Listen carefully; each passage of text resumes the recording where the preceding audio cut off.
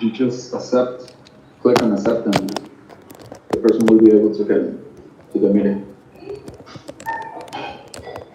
Hang on. So guys, I'm going live in a minute, and I just wanted to do it this way as well. So I'm going to be Zooming Cullen Smith in 5 minutes.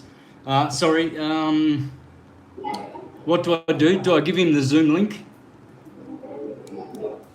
You have the Zoom link? Do I give him the Zoom link? I gave him the ID. What else do I give him? No, just the ID. All right. Well, he's not on there yet. Okay. You set a password? I don't know. I don't have a password. What password? Okay. Can you send me the ID? Check, please. The ID. The ID of the meeting. All right. Wait a minute. Oh, this is the Zoom. This is the link, right? Yeah. Yeah. Okay. Let me check if I can get it. There's the ID. Yeah, let me check if I can get in the meeting.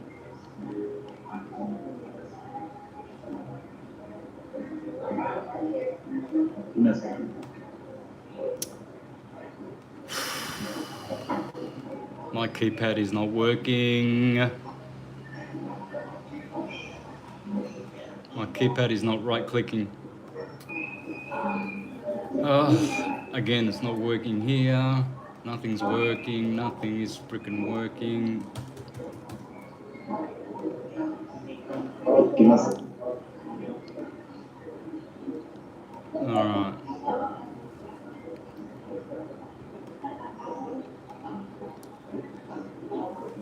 All right.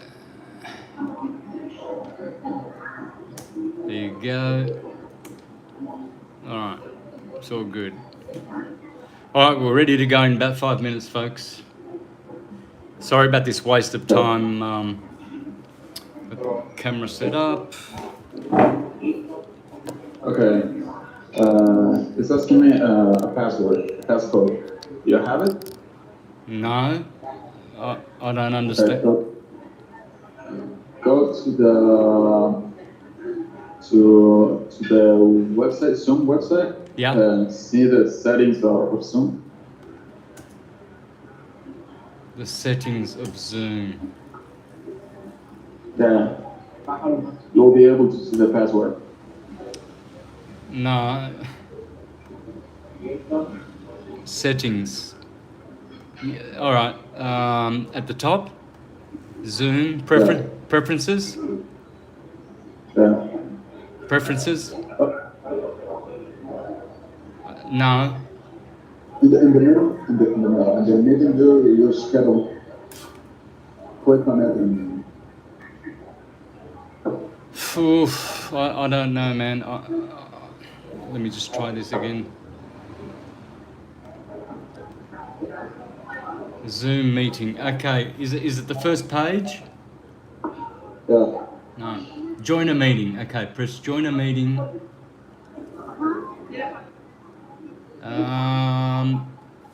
Should I put the ID in there?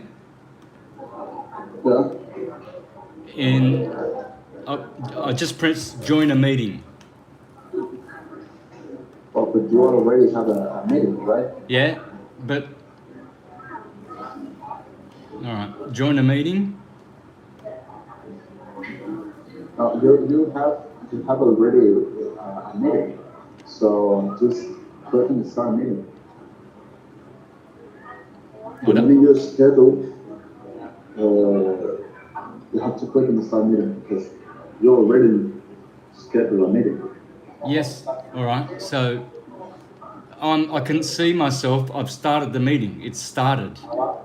Okay. So that guy, he's got the password.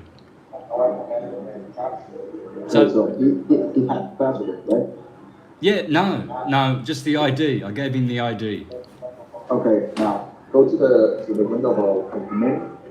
To the what?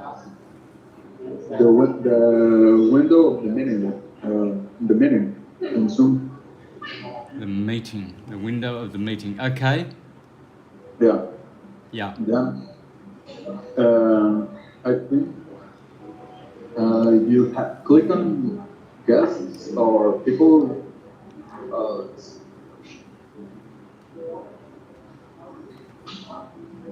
People, guests, no.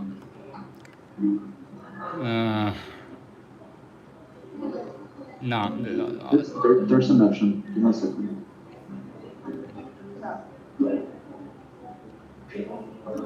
Participants?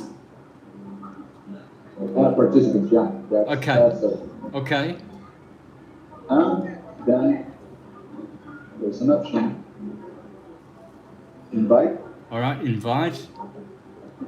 And now copy link. Which one? Default mail, Gmail, Yahoo Mail. I need to put his email in there. Now click on contacts. Huh?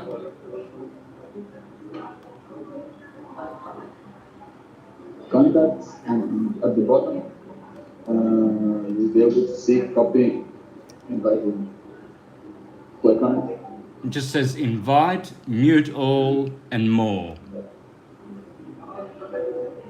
There's just 3 buttons. Yeah. Invite, mute all, and more.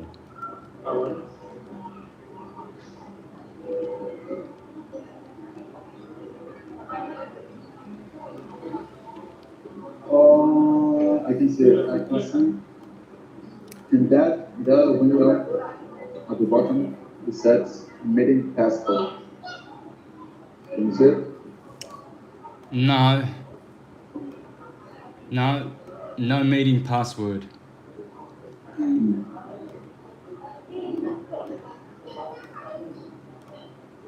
know what? I'm gonna end this call and I'm gonna call you again Okay. for the video. Okay. All right. Sorry about this, guys. Oh my God. Oh, how difficult can this be? Yeah. Okay. No, but can you answer on your phone? Huh? Can you answer on your phone to show me your screen? I'm on the computer. Yeah, I'm gonna call you again and answer. Okay. All right, here we go.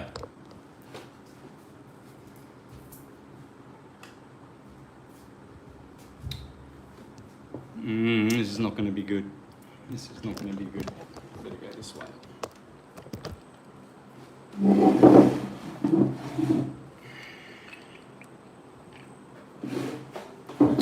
All right, I'm still waiting for Cullen. I haven't been 100%.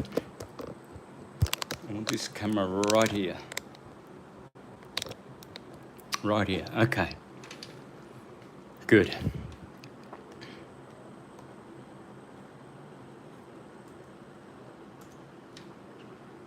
Okay.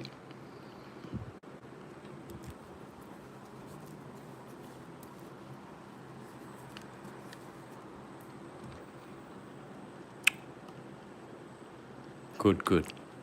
I can share screen. All right, folks, sorry for this boring intro, but I just want to be sure that this is going to be live. I want this to be live. It's very important for me to be live because I'm not going to try to be argumentative or to debate here. I'm just going to have a discussion with and settle a lot of things that need to be settled.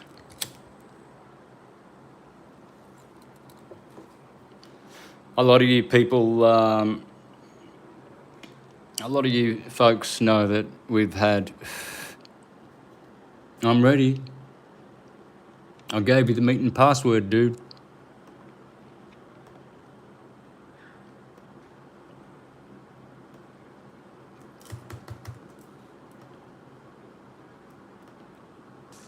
There it is. See you there.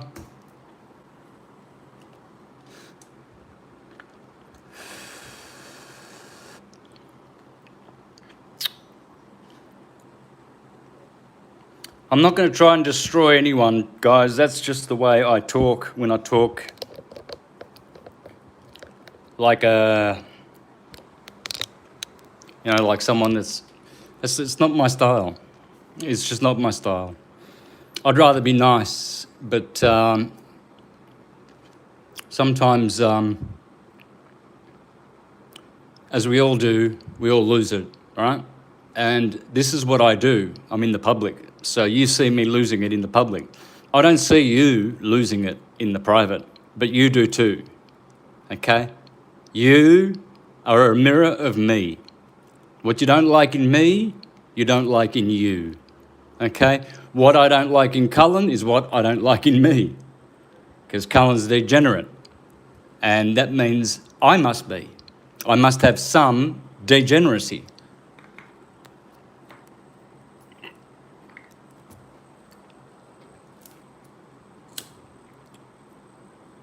Because I ain't no guru, right? We all know that. I ain't no guru, never want to be. Okay, I'm still waiting for Cullen to get in. Let me see my YouTube channel.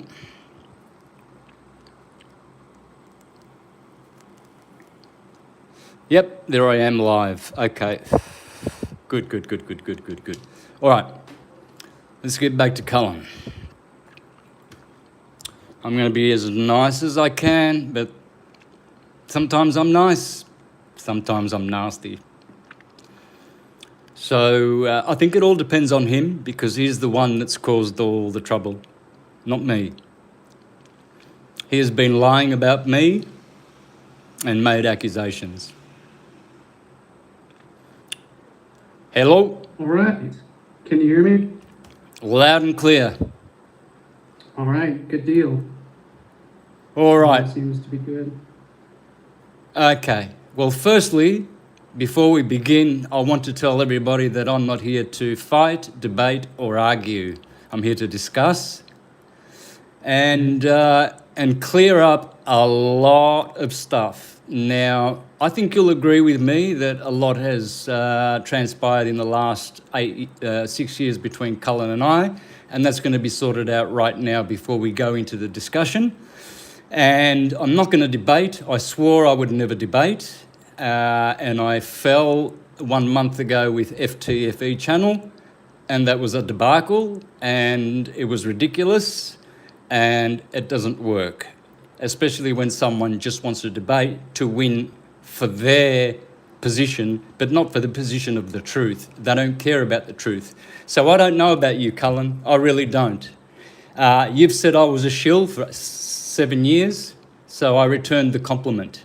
So let's see if you are or not. Today is the day. Now, first of all, I would like to share my screen and begin with what I think is the reason for why we are here today, and what we'd like to see Cullen clear up. Perhaps he has got an apology or something. Is this your post here, Cullen? Can you see this? Yeah, I can see it. Yeah. Did you say here, there, you've been saying this for years and years, he took a deal from the government in jail and was raped or something. That changed him, made him a horrible person. He took a deal to get out early, if promised, to push flat earth disinfo psyop to the public. Is that correct? Yeah, I'm not the only one making that claim, nor am I the originator of that claim. There's actually been, a lot. Our entire community had been speculating, as to what happened to you while you were in jail, because you never made any public clarifications as to what actually happened to you in jail. So all we had to go by was just hearsay and speculation, and I'm not the only one making that claim. You can ask anyone involved in our audience or in our sphere of information. They've all been speculating, yeah, man, something happened to him while he was in there, because when he came out, all of a sudden he was, I was not the only one saying that the earth wasn't flat and sure is simply, I never attacked you or anything like that. I don't do that. I don't do ad hominem attacks, at least not at first or solely. I do them in conjunction with the actual facts and research and evidence. So numerous people had been sharing information as to why the earth is objectively clearly not flat. And that really upsets you, just the simple information that really upsets you. So you started coming out on Facebook attacking everybody, and so I've got my full lawsuit archives, because just to clarify, I am filing a public defamation lawsuit against you, to clarify that right up front, because of what you've posted publicly about me and on Facebook, and not just me, numerous others, including Graham Hancock, Ruth Ramos, but specifically the claims that you made against me were absolutely egregious and horrendous. And so, just to clarify, I am going to file a public lawsuit for public defamation. And what was that I said? And what was that I said? Well, here, let's pull up my archives. Oh, so your screen is shared. I don't know if my screen is shared. Let me share my screen also. I don't know if there's disabled participant screen share. Yeah, so I've got my whole archives here for everyone to see. I've got the entire timeline laid out, beginning with our correspondence on Skype, where we used to have friendly discussions, where I would send you stuff, some of the articles and videos that I had written, and you were saying, doing a great job, brother, and then it progressed to you deciding to voluntarily give me your Facebook password to post my content on your Facebook because you liked it and enjoyed it, and I was a supporter of you as well. And not only that, I respected you at the time, and I had nothing but nice things to say. And then eventually, so I do have all of these screenshots here in my archives of, these are my files that I will be using to file a public lawsuit for defamation against you, about what you've said to me, and I've got the entire timeline laid out here. I'll be making my own video about this, so I won't go into depth on that here. I'll be making my own video fully explaining all of that for everyone to see. I just asked you, what did I say? That's Well, all. It's actually so horrendous that I can't actually see it on a video stream, because I imagine. Just give me the essence of what I said. What was the essence? Well, you said that I am a pedophile, and that I rape and have raped children, and so yeah, unspeakable acts that are too egregious to even say verbally, because apparently now this video can be compromised and probably removed from YouTube or Facebook or anywhere because of those statements that have been written, which are too egregious to even speak publicly, because now this content will be removed and demonetized for speaking those verbal terms, which you clearly wrote about me. I'm not sure exactly which one it is here, but it's numerous times you've said it. Numerous times you've convinced, right here, everyone can see it. All right, well, you've said this publicly about me and everyone else. You've said it numerous times. And the worst part about it is, I don't know if you're familiar with what St. Augustine had to say about backbiting and public defamation, but I've got screenshots about what his quotes on public defamation, and how it is literally the worst crime that you can commit against someone, because unlike other things that can be proven false, once someone is slandered, their reputation can never, ever be restored.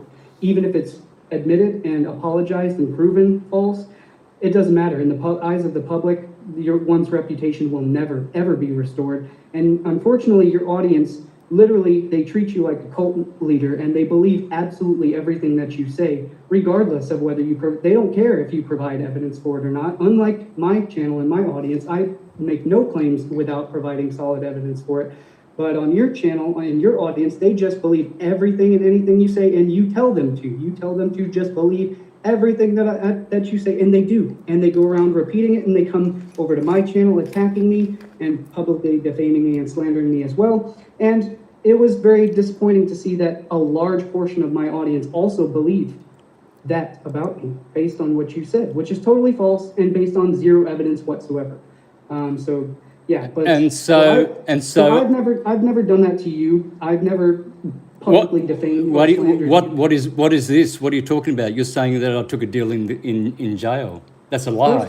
First of all, That- that may be an untrue statement, but it's a speculation. I'm not claiming that as if it's 100% truth. It's a speculation that not only myself but everyone else had been wondering about, and it's a likely possibility because of the evidence of how you were totally different before you went into jail, and you were completely different when you came out of jail, based on your behavior, the things that you were doing and saying on Facebook, ridiculing and attacking and slandering, publicly defaming not just me, Ruth Ramos, people like Graham Hancock.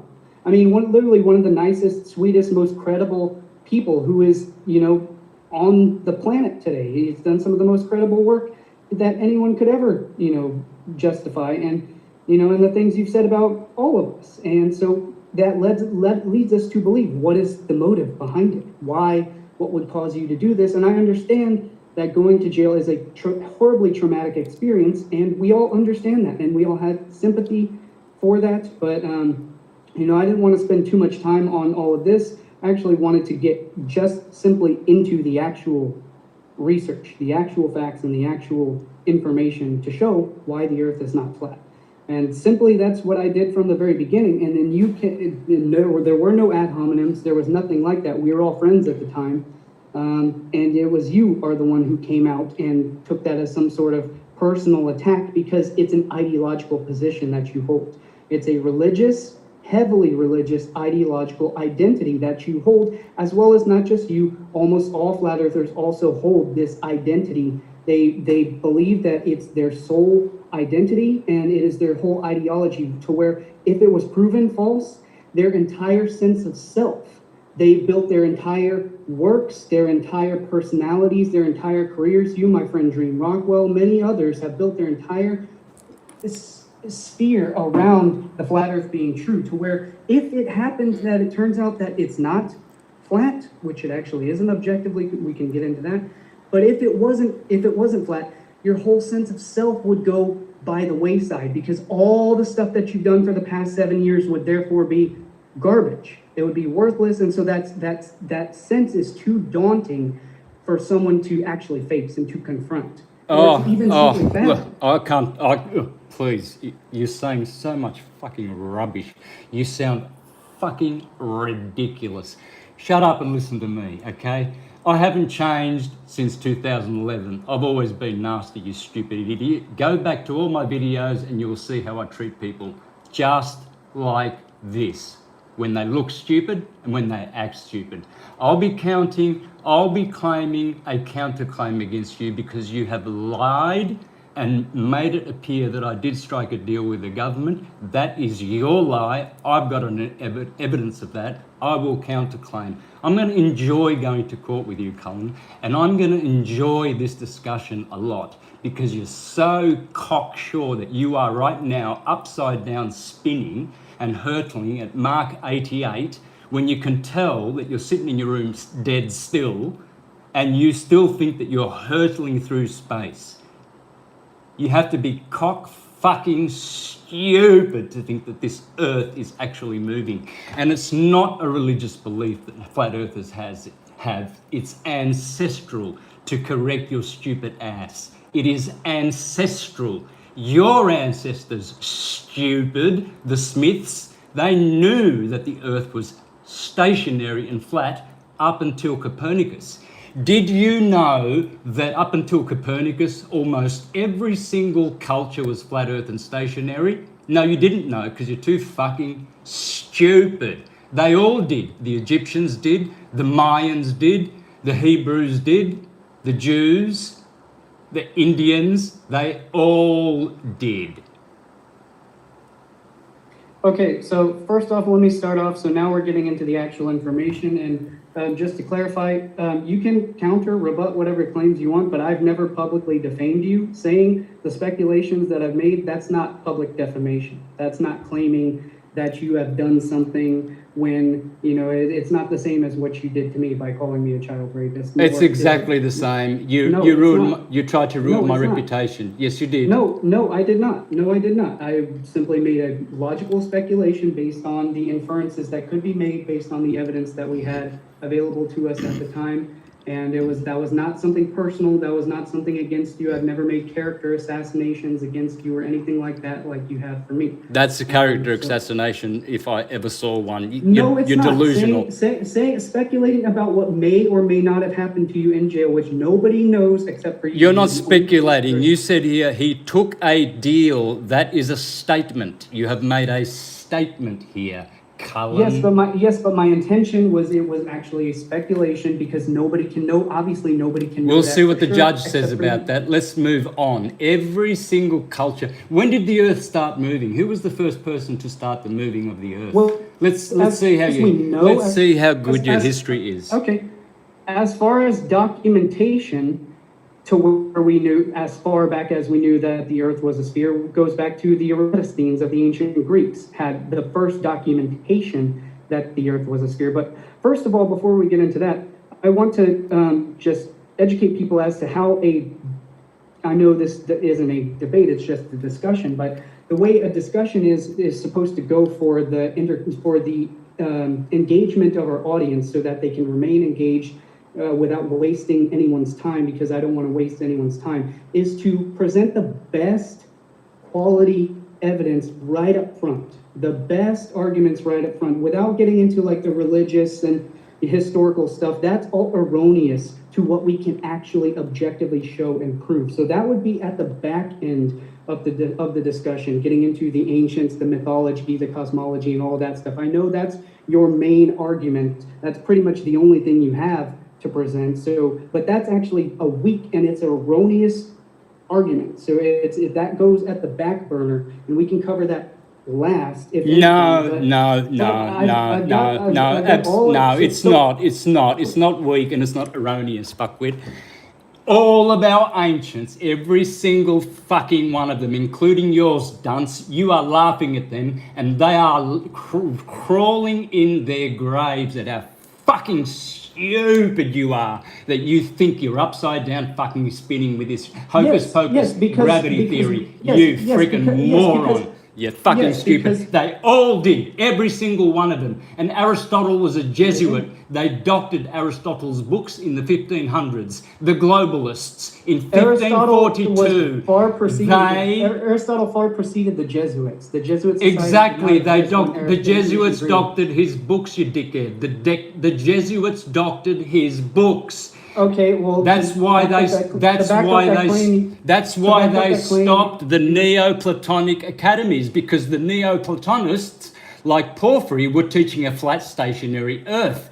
See Porphyry, see Iamblichus, the Neoplatonists, whom were shut down, and then the Aristotelian globalists began their movement of globalism. Global agenda, global warming, global jabbing your ass, global swabs, global community, global economy. These are all erroneous, baseless claims, Santos. These are all baseless assertions that you're making, and they're erroneous. They are irrelevant because it doesn't matter what the ancients or the old medieval people thought. What matters is what we can show and prove right now.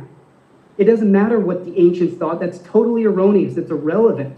It makes no difference as to what we can now prove, what we can now show objectively with our own eyes, with our own tools, with our own measurements. The way this entire world has been built, our entire civilization has been built upon the knowledge of geodesy and the knowledge of the dimensions and the motions of the earth and how we can exactly. So they built all those Gothic periods when they knew that they were on a stationary flat Earth. Then Copernicus. That's the baseless claim. They did all these things without thinking the Earth was flat, because they knew the Earth was not flat since the ancient times when they built. So we can. If you want to use that line of argument, we can get into the actual evidence. But what I don't want to make is baseless assertions. I want to show all the actual evidence for the claims behind that we can show people so they can make up their own minds with their own eyes. I'm not about telling people things and making claims and expecting people to just believe us. That's what I do on my channel, is I show people things and let them see it for themselves and make up their own minds. You do. I don't sit here and use words and tell people to believe what I'm saying. So first off, we could get into your hero, Giordano Bruno, who was not a flat earther whatsoever, and he was the one directly preceding Copernicus, who was the first one to propose a heliocentric model. Came from Giordano Bruno. which I haven't heard you speak anything about Giordano Bruno since you got out of jail, because he's not a flat earther. And he proved that the earth was not flat. I've mentioned that. I've mentioned it countless times. Does that show that you've been listening to everything that I've published? Thank you. What a compliment. So you've been listening to everything that I've published, but you happen to miss how many times that I've said that Giordano Bruno was working for the Jesuits? Oh, you haven't heard that? What's your evidence for that? Because the Jesuits created the stupid globe, didn't they? They are the ones who made... What's your evidence for that? Because the Jesuits are the one who promoted the myth of the flat earth back in the 1500s. Such as we know that Christopher Columbus knew that the earth was not flat, and that they knew that the earth was a globe when he sailed to America. And so the Jesuit Society are the ones who pushed the myth that the earth was flat in order to cover up their trade routes of the spice trade to other foreign countries, so that no other just random plebes could use their circumnavigation routes to interfere with their global spice trade. So they knew that the earth was a sphere. They had knowledge of circumnavigation of the globe since the ancient sites were built on the alignment, circumpolar alignment of the globe, from Angkor Wat to in Cambodia to the Great Pyramid of Egypt, which is the very center of the world's landmass. The mathematical encoding. I mean, here, I can show you all of this evidence in my 4.5 hour video that I've got time stamped here to show, let's see, from the revelation of the pyramids. Let's see where it is. Documentary Revelation of the Pyramids. I'm sure you remember that documentary. It's one of the best ones out there, where they show the ancient circumnavigation knowledge of the globe. Using astrolabes, which are based on flat Earth. No, astrolabes have nothing to do with flat Earth. They are based on the spherical geometry. Listen, you already made a big lie. Here's what Martin Luther said about Copernicus. He says, there is talk of a new astrologer who wants to prove the earth moves and goes around instead of the sky, the sun, the moon, as if somebody were moving in a carriage or ship might hold that he was standing still and the rest while he and the earth and the trees walked and moved. But that is how things are nowadays. When a man wants to be clever, he must needs invent something special. And the way he does it just needs to be best. The fool wants to turn the whole of the art of astronomy upside down. However, the Holy Scripture tells us, so did Joshua tell the sun to stand still and not the earth. So Martin Luther was a Jesuit. He's clearly a flat earther, and he was opposed, just as John Calvin said, we will see some who are so deranged, not only in religion, but also in things, reveal their monstrous nature, that they will say that the sun does not move and that it's the earth which shifts and turns. And Calvin was laughing his head off. It's this fuckwit Jesuit and all their demonic global agenda. Yeah. Because when we see such, read from scripture and word of mouth and hearsay all you want. That is not science, Santos. That is pure religion. That is pure religious dogma. Quote whoever you want. Here, let me read a quote from Giordano Bruno for you, since you're. Forget about Giordano Bruno. He was a Jesuit, and I've never. No, I want the audience to know and to hear all sides of the information. I want them to hear for themselves. So, to comprehend the achievements of Giordano Bruno, the state of astronomical knowledge in the 16th century must be understood. Up to the time of Copernicus, Western Europe had accepted the Ptolemaic universe by that time. The Earth was a central ball, and I'm screen sharing here if you will accept the participant screen share so people can see it for themselves. The Earth was the central ball around which 7 transparent spheres glided according to the Ptolemaic model, carrying the moon, the sun, the 5 naked eye planets, an 8th sphere called the 6 stars. It would be fruitless to dwell in the picturesque. Okay, let's get to the Earth was motionless. The day and night were caused by the revolution of the heavens as opposed to the motion of the Earth itself. So their model was ass backwards, where they thought that the entire celestial heavens were moving and the Earth was stationary. What is the mechanism by which that would imaginably be possible? What mechanism would cause the entire celestial sphere to be moving and producing all of the observable phenomenon that we can now document and simply log, and we can observe for ourselves, including eclipses, day and night, seasons, axial precession of the equinoxes, axial tilt, axial precession, which includes precession of the polar stars, circumpolar stars, including southern, all on and on and on. I mean, we could go on and on and on. But so the ridiculousness that the entire celestial sphere would be somehow moving and doing all that, as opposed to simply everything else is stationary and the Earth is rotating. But so, let's see, where does Giordano Bruno came in there with this quote? He tore down the boundaries of the old system and envisioned something remarkably similar to the modern universe. For him, space was boundless, was filled with countless solar systems. He quoted, "There are innumerable suns and an infinite number of planets which circle around their suns, as our 7 planets circle around our sun. We do not see planets revolving around other stars because of their great distance or small mass." Bruno's universe had no center. In the universe, he wrote, there no center and no circumference exists, but the center is everywhere. Because, in other words, that's describing a sphere. There is the sphere, every point of the universe is the center. Elaborating upon this point, he remarked, as to us on the earth seems to be the center of the universe, so its inhabitants, so to its inhabitants of the moon will appear as such. Each world has its center, each has its up and down. These differences are to be assigned relatively.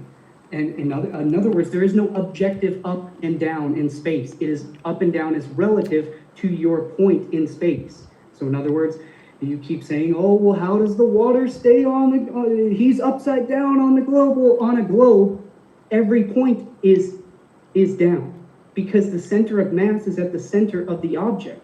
So every point is down. So you're always on top of the globe, no matter which point on the globe you are.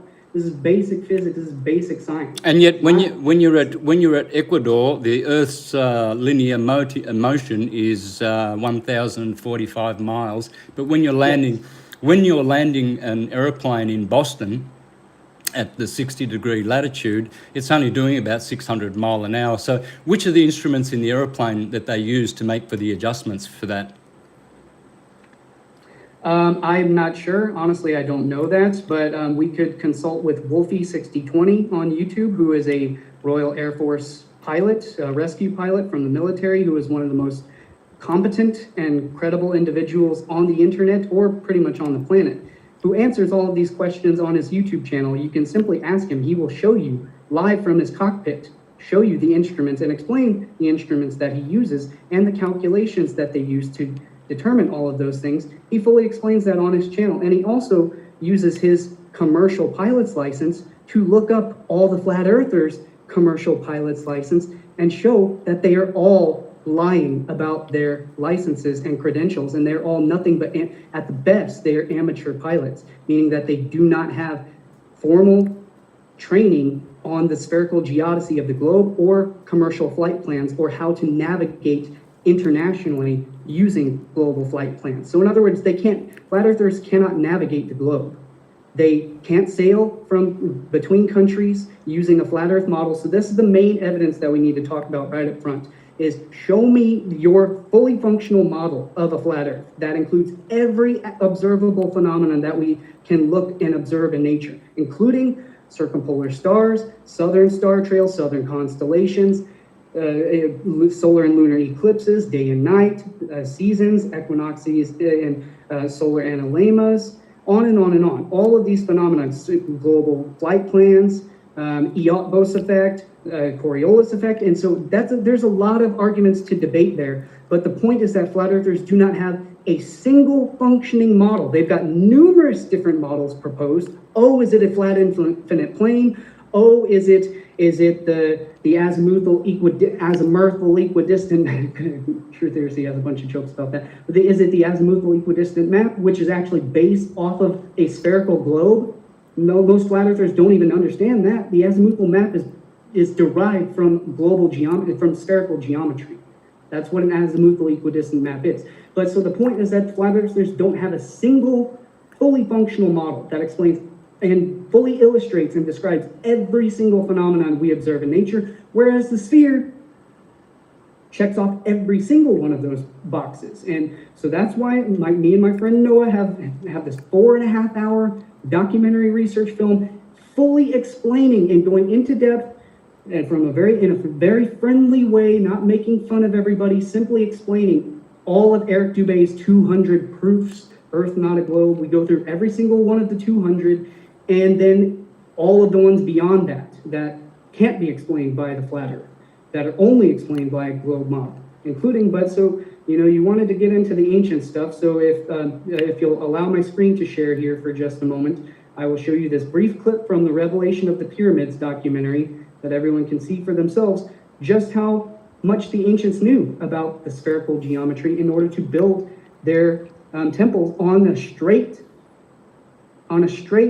line across that spanned across the globe. They were all built on a straight line.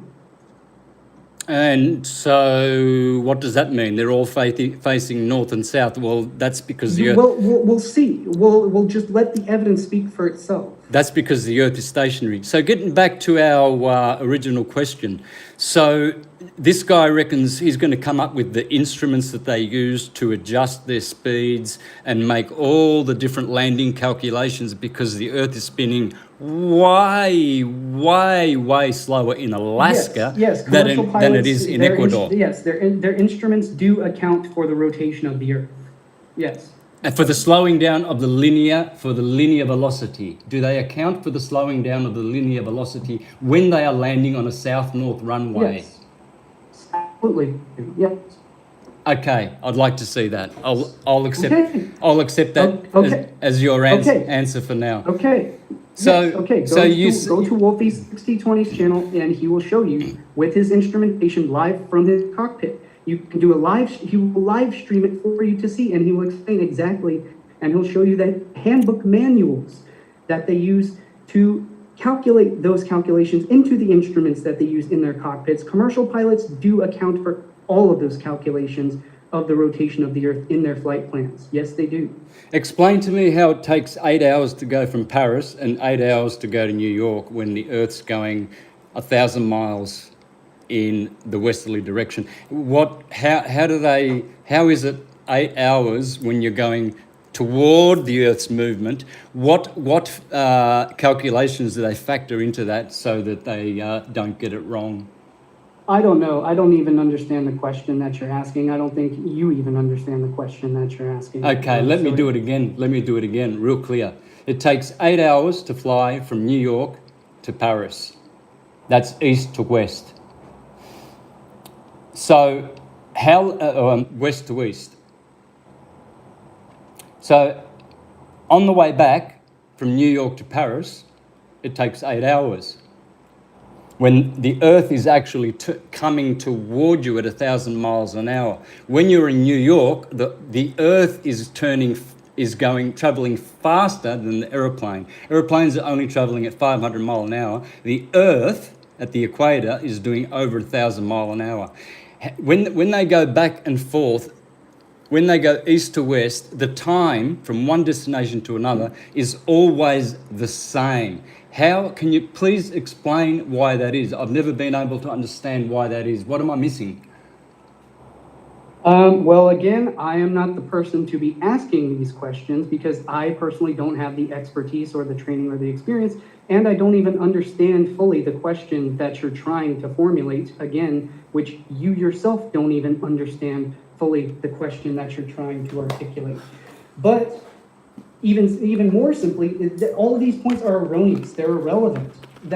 These points don't matter. It doesn't matter how. That's totally erroneous. All you simply have to ask is, which direction does the plane turn flying from Los Angeles to Hawaii? Because if you want to bring up a flat Earth map on your screen, or I will screen share my screen and show you a flat Earth map, where if we were flying from Los Angeles to Hawaii, there is one direction that the plane would bank the entire flight, because Hawaii is basically a straight shot from Los Angeles, from LAX to Honolulu International Airport. You would be banking one direction the entire flight. And in reality, if you're on a flight to Hawaii from LAX, the plane banks left the entire time. You can look out your window, the plane is banking left. That means the left wing goes down and the plane banks left because LA is a northernmost latitude than Hawaii. Hawaii is southern and LA is above Hawaii. So you are banking left the entire time because the plane is curving to get to Hawaii. So on a flat earth map, it would be the complete opposite. The plane would be banking to the right the entire, and this was one of True Theory's main points and main arguments that he showed in his videos. And nobody seems to want to simply just think about these things, or nobody's trying to rebut it or trying to think about it for themselves. If you were flying to Hawaii from Los Angeles, on a flat earth map, it circles, because the flat earth map circles around, so that means your flight would be circling around to get to Hawaii over there, or it would be banking right the entire time to get to Hawaii. And that's not what happens if you're flying to Hawaii. You can look out the window, you can ask the captain, you can ask the pilot, you're banking left the entire time. And that's how you get to Hawaii from Los Angeles. You're going southwest. It's a southwest flight plan. You're going southwest. You're not going northeast. On a flat earth map, you'd be flying northeast. You'd be banking right the whole flight. I don't know how long the flight is from LA to Hawaii. I think it's like 4 hours long, maybe longer, but I think it's about 4 hours. So you're banking right, you would be banking right the entire time on a flat map. And that's not what happens. That's not what we observe in reality, in the real world. You can ask, so here, look on a flat map. Sorry. No. Okay, I've got a flat map. I know what you're talking about. If it's... Yeah, it's common sense. It's not... Anybody can observe it for themselves. Cullen, the reason why they're banging to the left is because they have to turn left, because that's the direction of Hawaii. Yeah, exactly. How are you going to turn left if you're going right on a flat Earth map? How do you go right? There are turn left to go right? No commercial airline routes are straight trajectory. They are all curved. There's a reason for that. They are all curved. Yeah, but the question is, which way is the plane turning? Is it turning right? Is it banking right? Or is it banking left? It's as simple as that. Well, in the case... Which way does a plane bank in order to get to Hawaii from Los Angeles? Well, I guess you just said left, right? So it have to be left. Well, we could ask any commercial pilot and simply make it as simple as that, since neither you nor I have the credentials or the experience to answer this question, even though we could experience it for ourselves by simply being on flight from Los Angeles to Hawaii and looking out the window. All right. Or asking the pilot. Let me It's as simple as that. Let me address some of your other questions, which were really deservable of addressing. Once in 2013, I went to Ecuador. So can you see my azimuthal equidistant map here?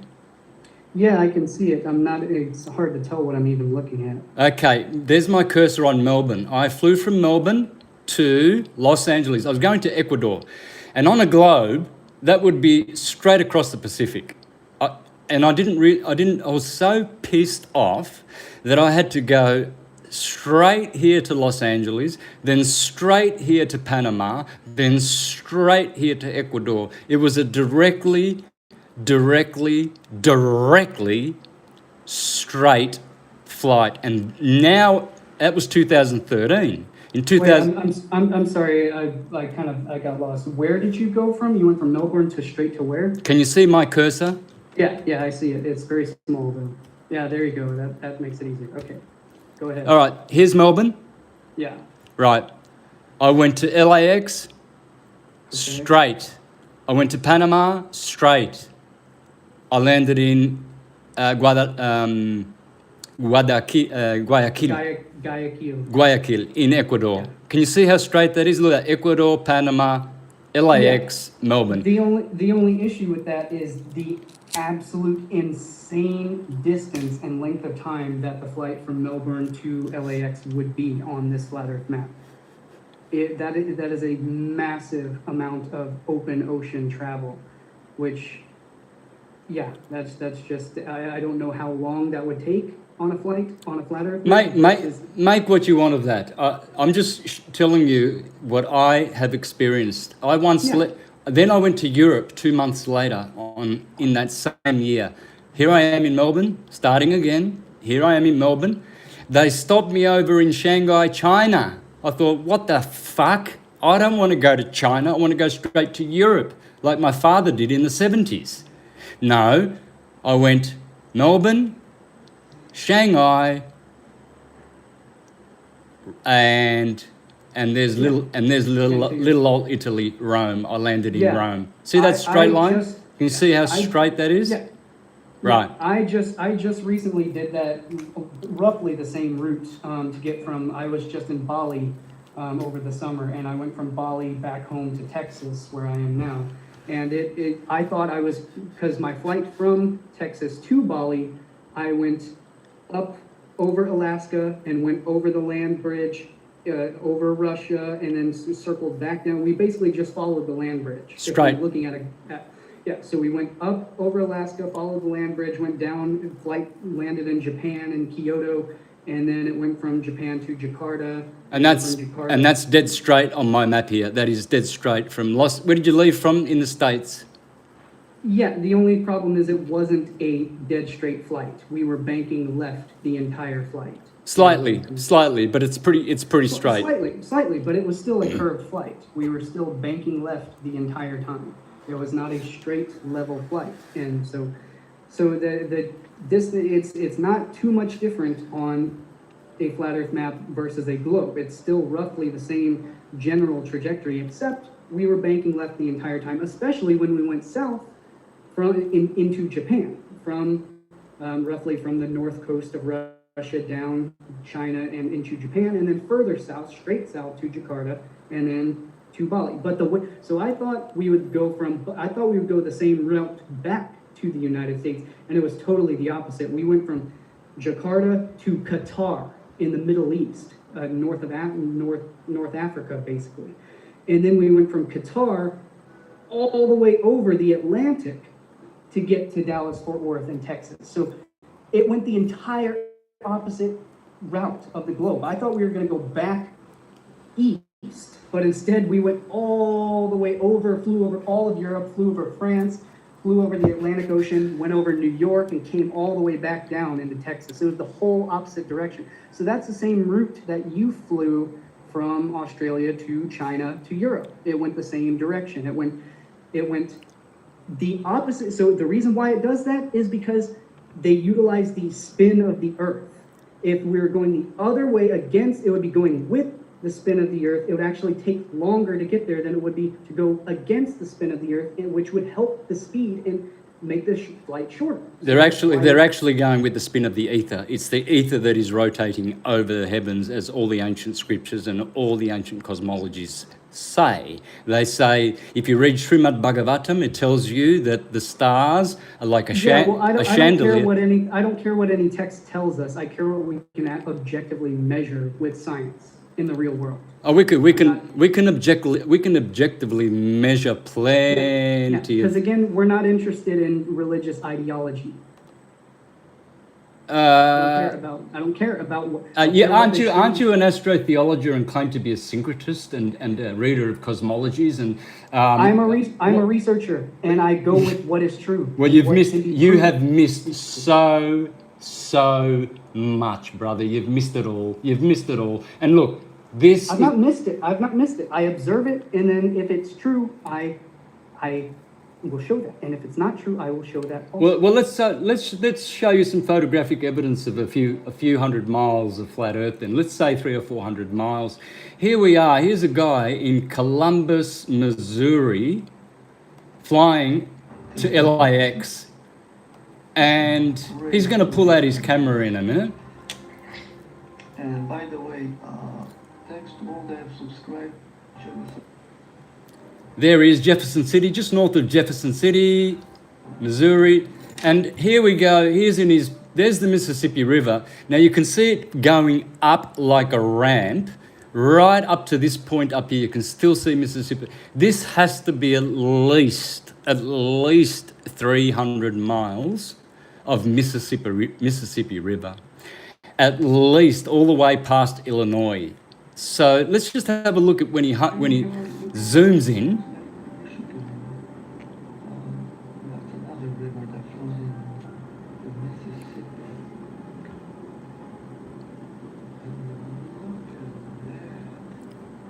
Okay, so first off, let me explain some things here. There's Lake Michigan, dude. That's Chicago.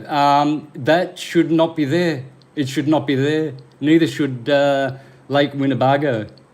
Okay, well, I'm not going to take someone's opinion for things. You're saying it should not be there. First of all, I barely can see what I'm looking at is a very poor quality thing. All right, for all the earnest researchers, please look at this channel, J Tolan Media 1. So let me see if I've got that on my camera. And then Mississippi River, Great Lakes, and Hudson Bay at 1,200 miles, infrared camera. Now I'm going to put this on silent while Cullen speaks over it. And you can watch this yourselves, folks, on big screen. And you judge for yourself. I mean, that just looks flat. That really, really looks flat. Now you can't even see anything. And that's what your normal eye would never ever see that. The horizon point would be hundreds of miles earlier. But infrared is able to penetrate the hydrogen molecules and all the obstructions in the atmosphere so that it can go deeper and further away. This guy's got hundreds of vids where he is showing at least 500 miles, provably, of flat Earth. It looks pretty flat, man. And I can show you a video right now of many pilots who say the Earth is as flat as a pancake. And I'm talking, there's Missouri, and he's going all the way up to Hudson Bay. I don't know, guys. If you see a globe in there, congratulations. I see flat, and the river keeps going up. It doesn't dip. By now, that should have dipped. That should have started to have a little bit of tilt in it. It's not. You can see the water is still level to the eye of the beholder in the plane. The water is still going up. What's it doing going up so far away? It is so far away. There's like Mark Twain Lake.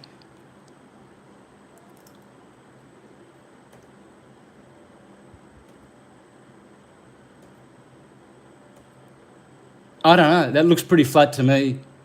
Laugh at me all you like. Maybe one day we're going to have some really, really good infrared. See, people come to me and say, well, how come you can't see Polaris? Well, how come you can't see someone 10 meters away from you when you're in the water, under the water? But because it's full of water. Well, the atmosphere is full of water as well. There's a lot of hydrogen in the water, and there's a lot of other molecules. There's a lot of other obstructions. Air is not transparent. So you're not going to be able to see Polaris from every part of the world. This is how much of the Earth that he has been photographing, guys. And a lot of people say, oh yeah, this is debunked. I don't see how this can be debunked. You just saw the pictures. You cannot debunk this.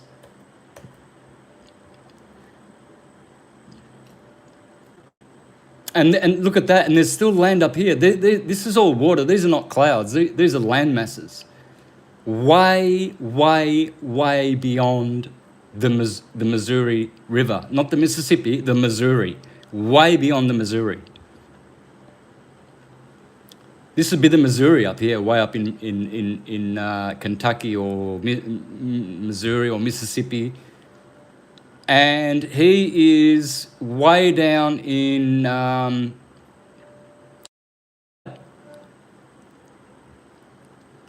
there's 1,700 miles away, guys.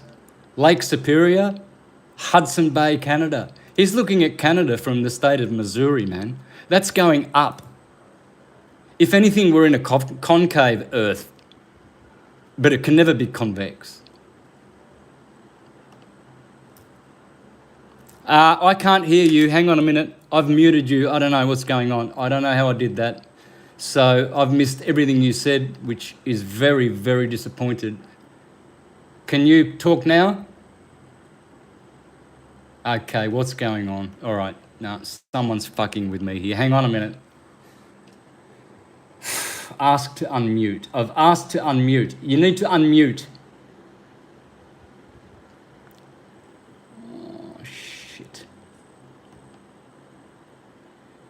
So I missed all of that. Brilliant. Now, how do you make this big again? Fuck. All right, hang on a minute. All right, I have not muted you. Hello? Ah, fucking hell. All right, what's going on? I've got my mute, ask to unmute. Nah, you must be muted. More. Please, someone. Oh, hell. Someone, please, can you tell me, turn your laptop volume up? Oh, fucking hell. Idiot that I am. All right, hang on. That was my problem. All right, go again. Make all your points. Okay, well, your audio is probably not playing because you did something with the screen share when you were showing the video. Yeah, I turned my volume down. That's what I did. Okay, well, turn your volume back up. I can hear you clearly now. Please, make all your points.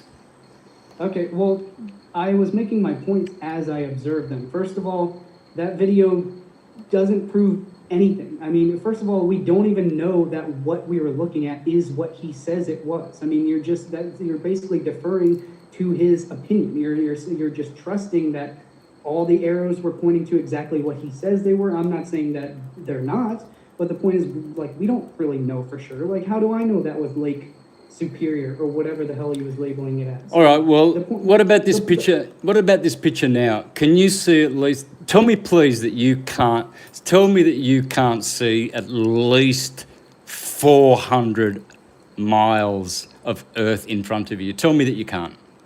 Well, you can probably, I don't know. I'm not, the math and all of that is not I'm terrible at math. I will admit that. I don't know the math and the circle trigonometry or any of that, nor do you. I mean, I'm sure we can both agree on that. We're both probably pretty bad at math. So that's irrelevant. But if you're in a plane, it depends how high up you are. That depends how far in the horizon into the distance you can see. So, I mean, that's not much of anything. I mean, any commercial pilot can verify, first of all, that footage that he's seeing or how far he's seeing, or, you know, that's not I don't know. I can't answer those questions because I don't know exactly what I'm looking at, nor do I have the knowledge base to understand that stuff, or to see how it's even relevant for showing that the Earth is flat.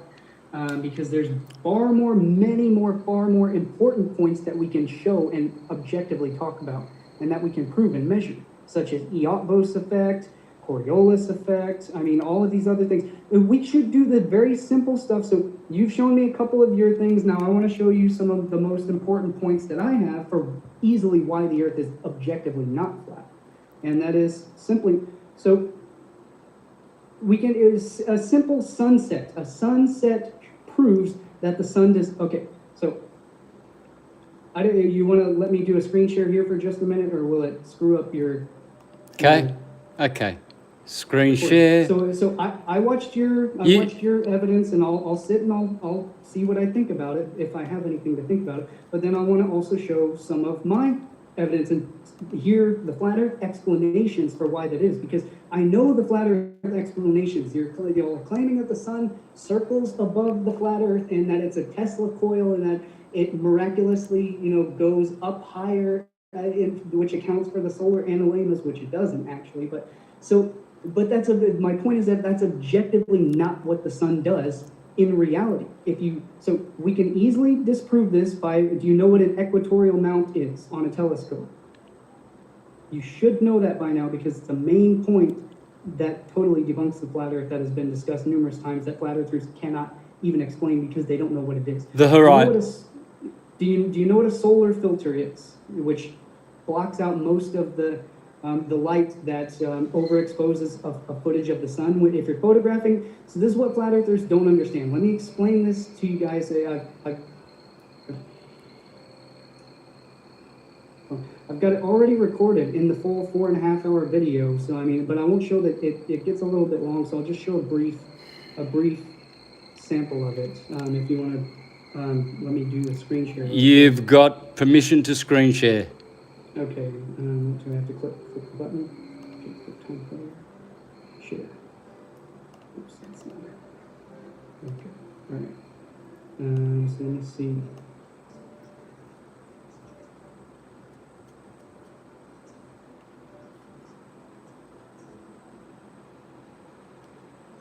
You're not speaking. I can't hear you. Oh, you can't hear the audio? Yeah, now I can. Well, only if I talk, or you can't hear the video audio? I can't hear the video audio. Oh, shit, I don't know why. It should be. Maybe it's because maybe if I might be playing through my microphone. And by the way, that's a good depiction of how the sun is local and how it lights Does that work? No volume. Okay, well, now I can't hear you. Shit. There's no volume. Okay, so if I unplug my mic, you still can't hear the video? No, I can't hear the video. All right, shit. Let me see. I've never really done a screen share. Let me see how I can do the audio. It should be doing the audio through that. Fuck. This is the stuff we should already have figured out so that it doesn't ruin our stream. I'm honestly not very technologically savvy either, so I can't really. It's all right. That's not an issue. That's not an issue. But so anyways, it's got nothing to do with your presentation. I'm sure that will happen. We'll be patient.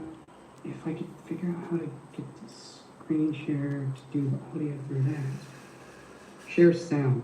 There we go. Got to click that check button at the bottom on the screen share. So it's share sound. So okay. Let's see if that works. Share your computer audio. Please install the Zoom audio device. Restart your audio sharing application. What?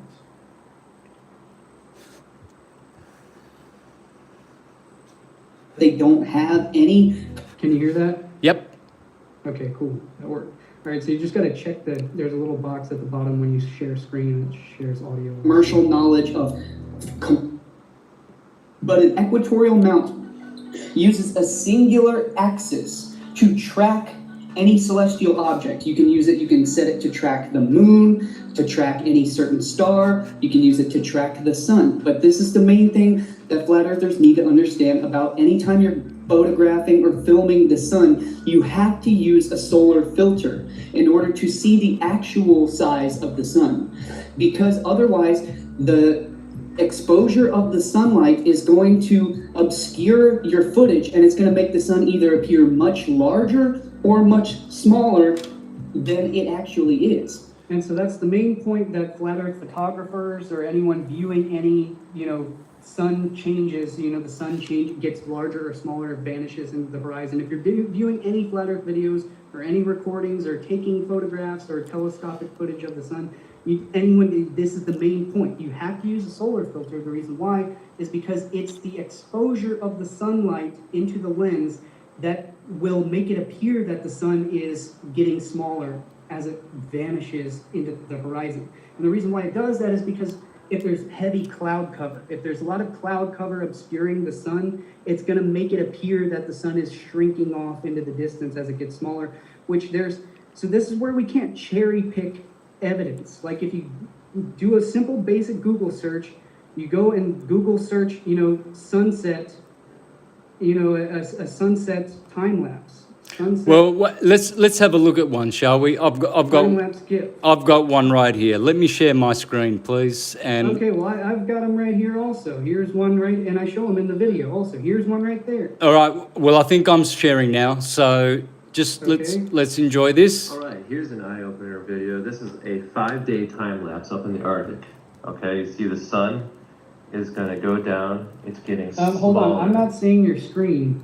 And here it's not All going right. down. It's coming back. Let's stop this. I don't know if it's just on my thing. Share I'm not screen. seeing your screen. I can hear it, but I can't see what he's showing. Okay. I don't know if it's something I did or. What about now? Notice that the camera is moving 360. Can you see it now? Here's an eye-opener video. This is a 5-day time lapse. All right. Here's an eye-opener. Can you see that? No, I'm just seeing. I'm not. Show thumbnail video. Show active speaker video. I know that just shows you. Shows both of us. I'm not seeing your screen. Fuck. Meeting. All right. Stop share. Sharing is paused. Bring your You- shared. I think it's still sharing my screen. Okay. All right. Can you stop sharing? Okay, yeah, there we go. Okay, now I can see. Now I can see. Okay. All right. So let's just Okay, yeah, now I can see it. let's have a look at this. Okay. Find Your the video. time This lapse in is the a Arctic. 5-day time lapse Hang on a minute. up in the Arctic. Okay. Okay, Yeah. you see The point is, Wait a we minute. could do that The in the sun we could do that in the gonna Antarctic as go- well. It hasn't been done in the Antarctica. It has not. But it could. Well, actually, I think that's false because I think in the video that I have, I Down, think it's Noah getting actually included smaller. a time lapse footage of the sun the entire, because in the Antarctic it's a 24-hour daylight. The sun never sets in Antarctica, and I'm pretty sure there's footage of that from the Antarctic as well. Yeah. But so anyways, go ahead with the video and I'll see what I have to say about it. Okay. Well, first of all, it's not 24-hour daylight. It's 24-hour twilight from when they're in the twilight, and yet this is in the northern. I'm trying to make this big.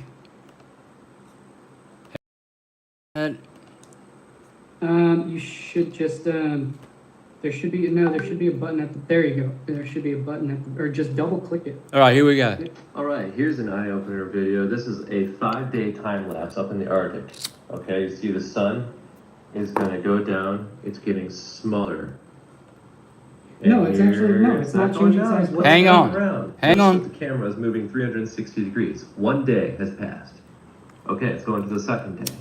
You can see the sun is moving down again and getting smaller, but coming back around again. Notice that the camera rotating 360 degrees. Second day. We're on to our third day. So if you look at this, this proves that it's a flat Earth. The sun's getting No, it smaller doesn't. again, coming back around. This is near the Arctic. Now, if this was if the globe theory held true, this is near where the access point of the globe would be. So the sun you shouldn't have to rotate the camera at all, really. You can see the sun getting bigger and bigger and bigger. It's a local sun, about 3,000 miles away. Once again, the Arctic is near the access point on the globe. Therefore, you shouldn't have to spin the camera 360 degrees per day. But here, this proves it. It does.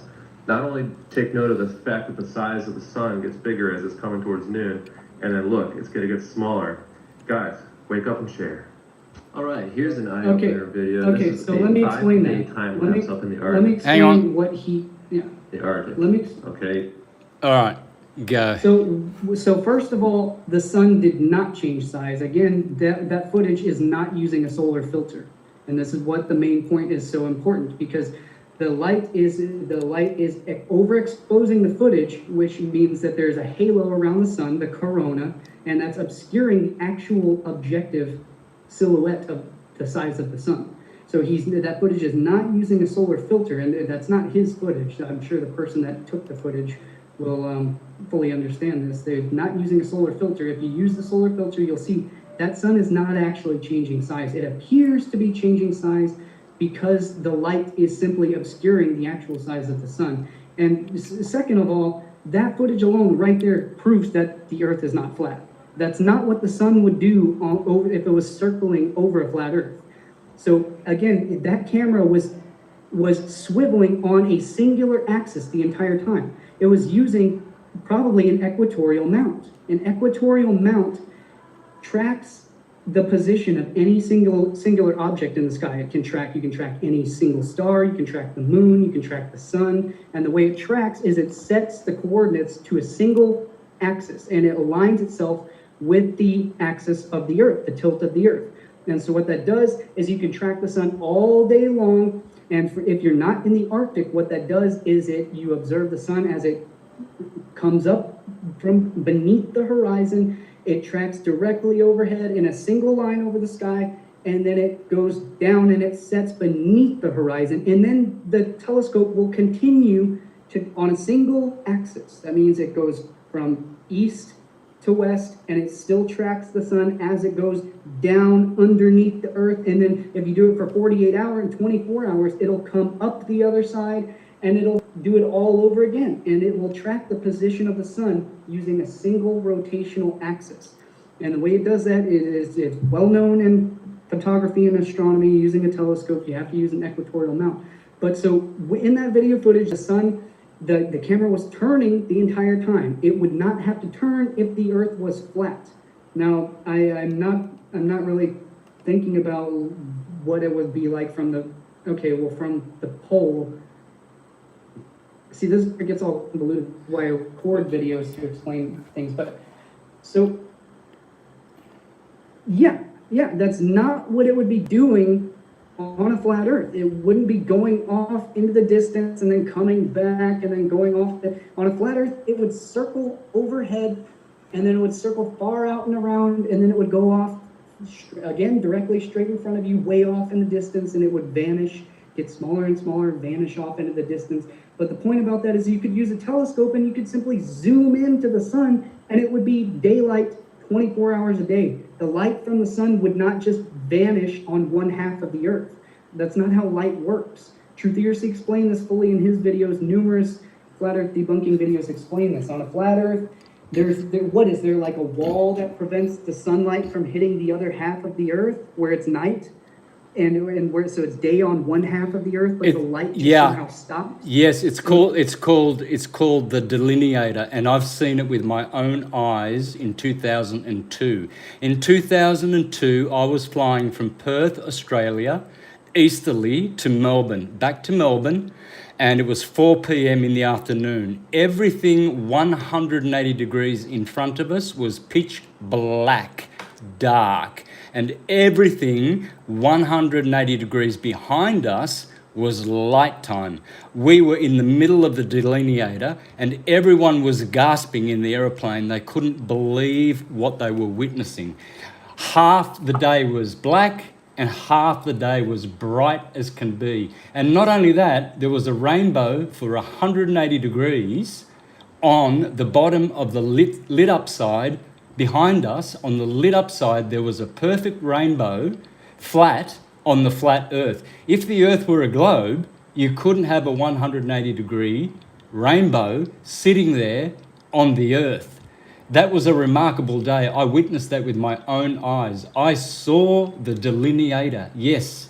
And there are pictures, you can see pictures of the delineator in many, many videos where people marvel that one half of the sky is dark and night and the other half is bright. Yeah, that happens. That's because of the curvature of the Earth, where you can see the shadow. That's what happens when the sun sets. There is a line where the sunlight no longer reaches, and that's where the shadow of the night creeps as the Earth rotates and the night creeps over, is because the sunlight is being blocked and obscured by the curvature of the Earth. The sun is is going to the other, or appears to be going. The Earth is rotating, so the sun is now on the other side of the Earth, and therefore the light is not reaching that part. So in this case, that's the shadow of the curvature of the Earth that you're seeing. In this case, it was 4 o'clock in the afternoon, and the sun was high up in the sky. Okay, well, the sun was not even set, hadn't even set. It was 4 o'clock. Okay, well, I don't know what you're talking about. I haven't seen what you're talking about, so I can't comment on it. Well, the listeners are just going to have to know that I'm saying the truth. Like I said, the truth, when I was saying to people for 6 years, I did not do a deal with the government. I would never do that. And here I am, in a month before I went to jail, July 22nd, 2015, on the Higher Side Chats. And this is me speaking here. Yeah, I've seen it. I saw your multiple videos on it. So I will retract that statement. That okay, I don't think you. It's possible that you did not take a deal, but everyone's still questioning why you've been so absolutely, just vile towards simple. No. Good-natured people. No, like dude, Ruth Ramos or like Graham Hancock or all of you people, you including, you will have to admit, I gave you the password to my Facebook, and you got so many followers from me. You were posting freaking nearly every second day. Every second post was yours. Then all of a sudden, you started posting Christopher Lord's videos, and calling me a shill, and then you started that lie, or at least you jumped on that lie. So yes, you did attack my person. You did attack my public reputation. You did hurt my public reputation. You can't deny that. So Well, I have never personally called you names. I've never character assassinated you or defamed you or anything that you have done to me. I've simply addressed the points that the Earth is not flat. Whatever Chris did in his first videos, Chris is extremely, like, I know Chris personally. I know you've spoken to him personally as well. He's one of the sweetest, nicest guys anybody will ever meet in their entire lives. He's genuine, he's authentic. But if people are uppity with him, he will do that right back. But he's always genuine at first. Like, he never draws first blood unless somebody comes out and attacks him. So at first he was probably simply just addressing the reasons why the Earth is not flat, and then all the ad hominems start getting thrown around from the flat Earth side because it's a religious ideology and a personal ideology for them. And then they attacking it, and not only that, a lot of them are just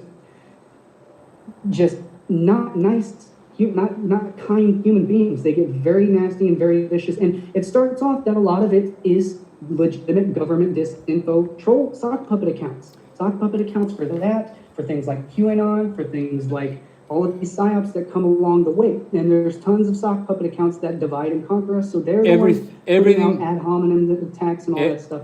But Chris always sticks with the information first. everything you just said is wrong. He attacked me out of nowhere, and then he would do that. No, I did not attack him. I didn't even know he existed virtually. That's not true, Santos. You invited Chris onto your podcast a long time ago. You knew who he was. You know who he is. You enjoyed his work. We all did. I knew his channel. I did not know him. Cullen, you said that he's nice until he's attacked. I never attacked him. He came out of nowhere with all these malicious videos, and then the other. No, that's after you had already been on Facebook, and I sent him the post that you were making about him and us on Facebook, and he was simply doing videos about why the Earth is not flat. Not personal videos, until you started attacking him about his character and panty boys and pizza and naked boys and being gay and all of this stuff that you obsess over. And then Chris started addressing you directly after that. But the only thing is we never publicly defame you. We'll say things like, oh, this is dumb, or oh, this is stupid, or oh, you might be stupid, or oh, this and that, but we have never and will never say things like you have done a crime that we can't prove.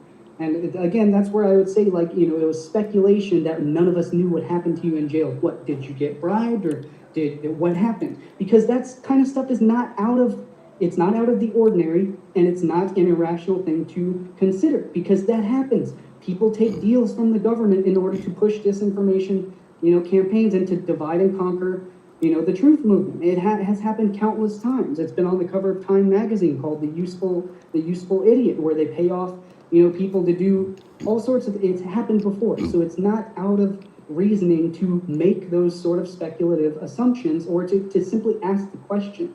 And I'm not the one who started that. Everyone else was also thinking the same thing. They were like, what happened in there? Did he, did they like put something in the food? And the food itself that give you is shit. So that alone, and just the trauma and the stress of going to jail alone, is traumatic. I understand it creates a lot of trauma and can be very, traumatic. So we all understand that, and we all have sympathy for you for that. We all understand that. We all feel bad that happened to you, and we all supported you before that. We all supported you. And then you stabbed me in the back. You all did. No, that's not what happened. I've got all the screenshots of the timeline of all of that. Do you have the screenshots and the evidence where I came out first and started attacking you with verbal insults and all of that? No, you don't, because I didn't do that. That's not what happened. What happened is we all simply started saying that the Earth's not flat. What has happened to you? Why are you so adamant about this flat Earth thing? What the hell has happened? This was at the very beginning of the flat Earth movement. Most people weren't even aware of it yet at that time. We didn't know that the YouTube was freaking blowing up with flat Earth, videos and all that stuff at the time. Most of all of us were way off into other stuff like the sovereignty and all of that stuff, which sort of went by the wayside, and now it had been replaced entirely by a adamant religio-zealous fundamentalis of flat Earth. It was this like born again like flat Earth thing, and we were all like, where the hell did this come from? Why is this happening? What changed between before you went in? And so yes, I see now that you had talked about it on Greg Carlwood thing, but it wasn't, you weren't, that was the only thing you were, that was the only thing you were talking about, and somehow when you got out, that was the only thing that was being talked about. So we all had, and most of all of us are still going, what the hell changed in jail? And so we're wondering why did, and most importantly, we're wondering why is it so heinous and so vicious and so vile? Like it's the worst language I've ever heard come out of anybody's mouth. And yes, I know that you've been like that for a long time. It was probably even worse when you were a 30-year Jehovah's Witness, so it was probably even worse. And I know Australia is, very vulgar speech. Like it's the most, vulgar, speech that's out there. But it wasn't all the time. Like it was just random, occasionally here and there that it would come out. It wasn't like nonstop, consistently against everybody. Good people, Graham Hancock, Ruth Ramos, like the sweetest, just kind, gentle people, just going about their lives. And you would attack them for not being a flat earth. It's like, what did Graham Hancock ever do to you? He never attacked you. He doesn't even know who you are. And you came out and attacked him also. And Max Egan and everyone else. And, on and on and on. Danny Wilton's never, said anything about you. He's never said anything against you. And you attack him also. So it's not the fact that people came out and attacked you first. That's not what it is. It's you get pissed off about people saying that the Earth's not flat, and you're so ideologically attached to it that you take it as the personal attack, when it's not. It's simply addressing the information, not an attack on someone's character. It's the information, it's not you. But flat earthers are so enveloped in their ideology that they take it that if the Earth was proven to not be flat, they would take it as a personal attack. They're like, I am flat Earth.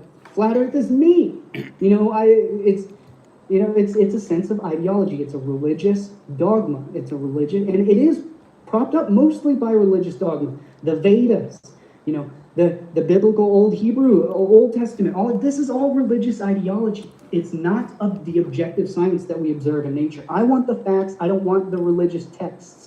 I don't care what anyone says. It's pretty objective when you look at this photo here. How is it possible to see Mauritius from Reunion, 140 miles away? This is a picture of an island that's 120 miles long. There should be curvature there. That's a straight line, that horizon. How is it possible to see Mauritius from Reunion? Can we have your answer, please? I don't know. I don't even know what the hell Mauritius is or Reunion. I am totally They are two islands in the Indian Ocean. I can't Ocean. answer this question because I'm not familiar with it. Okay, so they're just off the coast of Madagascar. They're two French-speaking islands, and they are 150 or 140 miles away from each other, and they can see each other all the time. There should be 6,000 to 7,000 miles of drop, and yet you can see that island standing up to your eye level. Okay, well, in my friend Noah's full 4.5-hour flat Earth debunking every single one of these points, we explain fully the actual math for spherical trigonometry that can explain everything that we observe in nature and can clearly show the curvature as well. We can show. So there's no curvature here. There's none. I guarantee you, it's just like every other point. You're simply just misunderstanding what it is and misrepresenting what it is that we're actually seeing there. You can't misrepresent what the camera gets. How can the sun? Have a look at this. There's your sun. But you can misinterpret and misrepresent what the camera is picking up there. Because I know for a fact that you don't actually fully understand what it is that you're observing there. You're just trusting what somebody else has told you. Are you watching this sun in the clouds?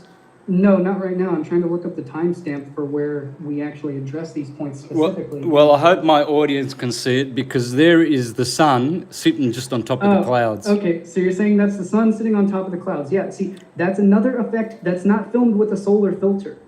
That's an effect that is caused, it's an optical illusion that is caused by any time an object, the brightness of the sun is so bright that it looks like objects are behind the sun or it's sitting on top of it. That's not the case. It is going down beneath the horizon, and that's the reflection of the sunlight off of the precipitation in the clouds. But It's the horizon is way, way behind it. You can see clearly the horizon's 1,000 miles behind If it. they had filmed that with a solar filter, it would look entirely different. You would not see any clouds in that footage. You would see only the outline of the sun. You can see the horizon way, yeah, way behind it. Way behind it. Okay, so let us return back to, I'll show you with your own eyes. Let me do a screen share of the solar filter so I can finish making this point about why it looks like the sun is beneath the clouds or going underneath the clouds and all that stuff. It's because it's not filmed with a solar filter. It's filmed with an iPhone camera from inside so let me screen share real quick.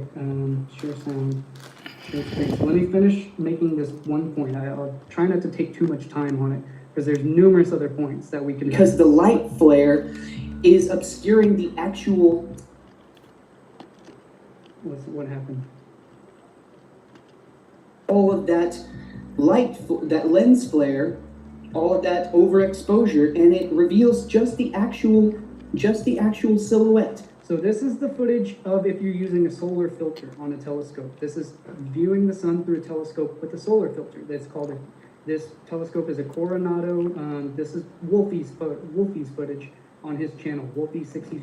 The actual size of the sun itself. So here is the footage from the telescope, and because it is a hydrogen alpha solar scope, it allows us to see surface detail and also the prominences. I had the camera taking one frame every 2 seconds, and I compiled the time lapse at 30 frames per second. So 1 minute of footage here represents 1 hour of real time. As I fast forward through the video, you can see very clearly the rotation of the sun.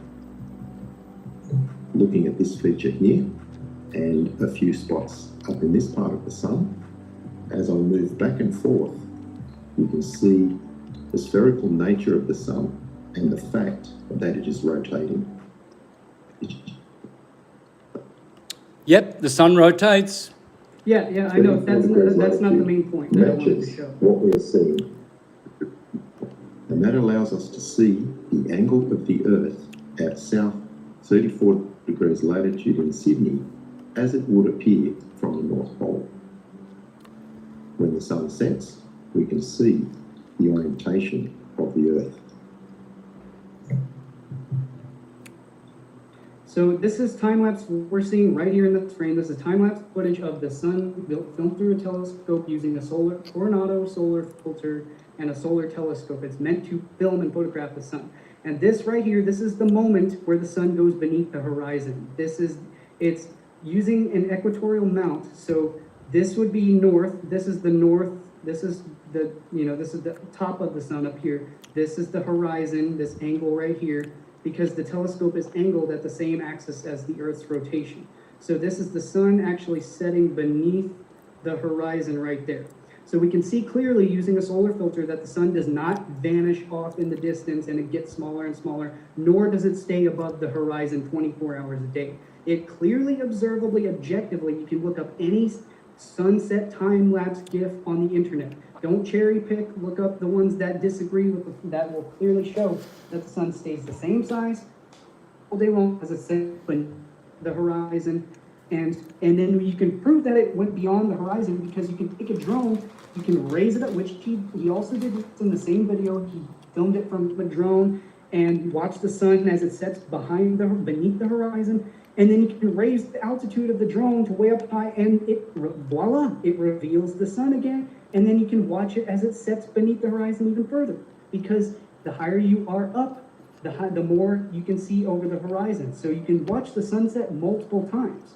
And that's how we know that it's not staying above, circling the flat Earth, that it's not disappearing off in the horizon, that it's not above the horizon 24 hours a day. It's set beneath the horizon of the Earth. Now you could say that, oh, the Earth is flat and the sun somehow goes beneath the flat Earth and then somehow comes back up above the flat Earth. But you could say that you could maybe try to argue that, but then we could debunk that a million different ways till Sunday. But what it does not do is it does not circle above the flat Earth. So we can. Well, hang on a minute. We just saw it circling. If the sun wasn't circling in that little video that we just saw of the time lapse 5 times, if you get a globe in a dark room and you get a light source over there, and you tilt the globe at 23.5 degrees, first of all, here's a question for you. That guy was filming at the Arctic Circle. How many degrees latitude do you think he was at? I have no idea. We have no idea. We would have to ask the guy who filmed the footage. Well, that guy. Let's not make assumptions and draw false conclusions based on things we don't know. Well, Let's use things we do know. Well, for a start, if the Earth is tilted at 23.5 degrees, you can do this experiment in your own room. You have a light source over there, and you turn that globe around. It will be, because it's only at a tilt of 23.5 degrees, when the Earth is tilted that way against the source of light, it will be pitch black. But you didn't see any of that. You saw continuous light, continuous light. If the Earth is tilted at 23.5 degrees, there would be darkness, day, darkness. You can do this in your own room. You'd have to tilt the Earth so much more for there to be a 24-hour sun, unless that guy was right at the North Pole. Unless he was within 23.5 degrees of the North Pole, which is highly unlikely because no one goes that far. No one. Not even air flights. They don't go anywhere near the North Pole because it's a magnetic mountain. It's a vortex. It's in another reality. It's where the Aurora Borealis happens, and they don't go anywhere near that. That's why you never see anyone.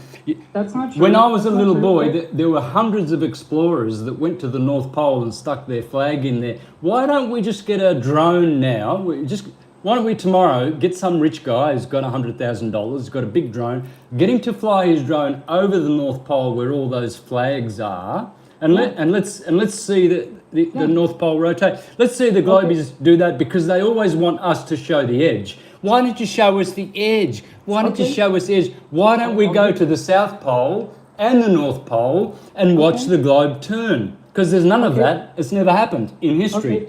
Okay, well, watch this. Is the screen still sharing? Watch this real quick. It's not it's a short clip. Between Friday afternoon and Sunday Yes. evening. This will be a weekend to remember. In 1970, I forget what year, 1970 something, Flight 50 was the first flight to circumnavigate the globe from over the North Pole, over the South Pole, and all the way back. Instead of circumnavigating the globe horizontally across the equator, it went above the North Pole and over the South Pole as well. Oh, and and by the way, and it's the only time in history that it's ever happened? No, that happens numerous times. There are still I think there's still commercial flights to this day. There's still commercial flights that go directly over the North Pole all the time. It's not as common going over the South Pole because it's extremely treacherous. Most flights, they usually don't want to go over huge bodies of water if they can avoid it. So they go other ways, but there are still flights that go over the South Pole. Do you know what Encyclopedia Britannica in 1958 said? They said they went to Antarctica and they went all the way around and they found that the dome was 13,000 meters high at Antarctica. They call it the firmament, the dome, the vault. They said it is 13,000 miles high and they can't penetrate that dome. That's Encyclopedia Britannica. They must be so stupid to say that. It's not a very scientific book, is it? Well, you would have to show me, but first I want to show you this clip right here. The first leg of the flight will take them on a north-northeast course over Oregon, If I could play this on like 2 times speed, I would, but I have to play normal speed. Washington, and western Canada, across the Arctic Circle, and over the North Pole. Then they'll head south, fly east of Greenland and Iceland, over the coast of Norway, and on to England. From London, Flight 50 heads almost due south, Here we go. over France and the Mediterranean, across Algeria and the Sahara Desert, and then down the entire length of the African continent to the southern tip, and Cape Town, South Africa. The flight will take 11 hours and 6 minutes, one of 7 speed records set by Flight 50. Interesting leg of the trip, 7,550 miles across the South Atlantic and the frozen expanses of Antarctica, over the South Pole, then across the South Pacific to Auckland, New Zealand. It's the first time any plane has flown this route. Another first. The route for the final leg will be all over water. It will pass west of Tahiti, then cross the vast Central Pacific, fly east of the Hawaiian Islands, and finally land at San Francisco, completing its circle of the globe. And he covered. So there's the first commercial flight that took a full plane full of full passengers. Where's the to North? Pole. Where's the North Pole? What I'm saying is, why don't we get Elon Musk? Because his car can go anywhere. Why don't we get it just to land on the North Pole? Have 4 cameras there, 2 flat earthers and 2 globies, so that we can have fairness. We bring 4 people that are of different schools. We all go there with a helicopter to the North Pole, and we watch the North Pole and the South Pole do a turn in 24 hours. That would fix all of your problems straight away. But you can't. You can never, ever do it. Ever. My friend Dream Rockwell, I talked to her about this because she dated Elon Musk there for a brief little period, and she's still on a text message basis with him. In fact, she accidentally drunk texted him while I was visiting her. So I tried to convince her. I was like, see if first of all, I was like, send him some of my information about my Inoculum of Truth COVID documentary. See what he has to say about any of that stuff. And then I was like, okay, well, if the Earth's flat, because she's a hardcore flat earther too, and we couldn't even talk about this because like if I tried to talk about this like I'm talking about it with you, she would get so pissed at me. She would say, your tone of voice is violent. I'm like, I'm just trying to explain facts. Facts aren't violent. Exactly, and I agree with her. It's all the globies who are vile and disgusting. I get death threats every day. I had a guy tell me when I was in Australia that he was going to come and visit me and rape me with my guitar because of flat earth. I had a guy in Oregon come to murder me because of flat earth. He was jealous of me, great. and he got himself murdered with his own baseball bat and knife within 15 minutes. Okay, he well, was let's try dead. and keep the conversation, on just information. So the globies are the killers; they are the murderers. And I don't want it to get banned from YouTube or Facebook, so don't use speech that we don't need to be talking about. So we don't need to be talking about any of that stuff. And honestly. So I don't know if since you're smoking, I guess we can't put this on YouTube anyways now. Why? I'm only smoking.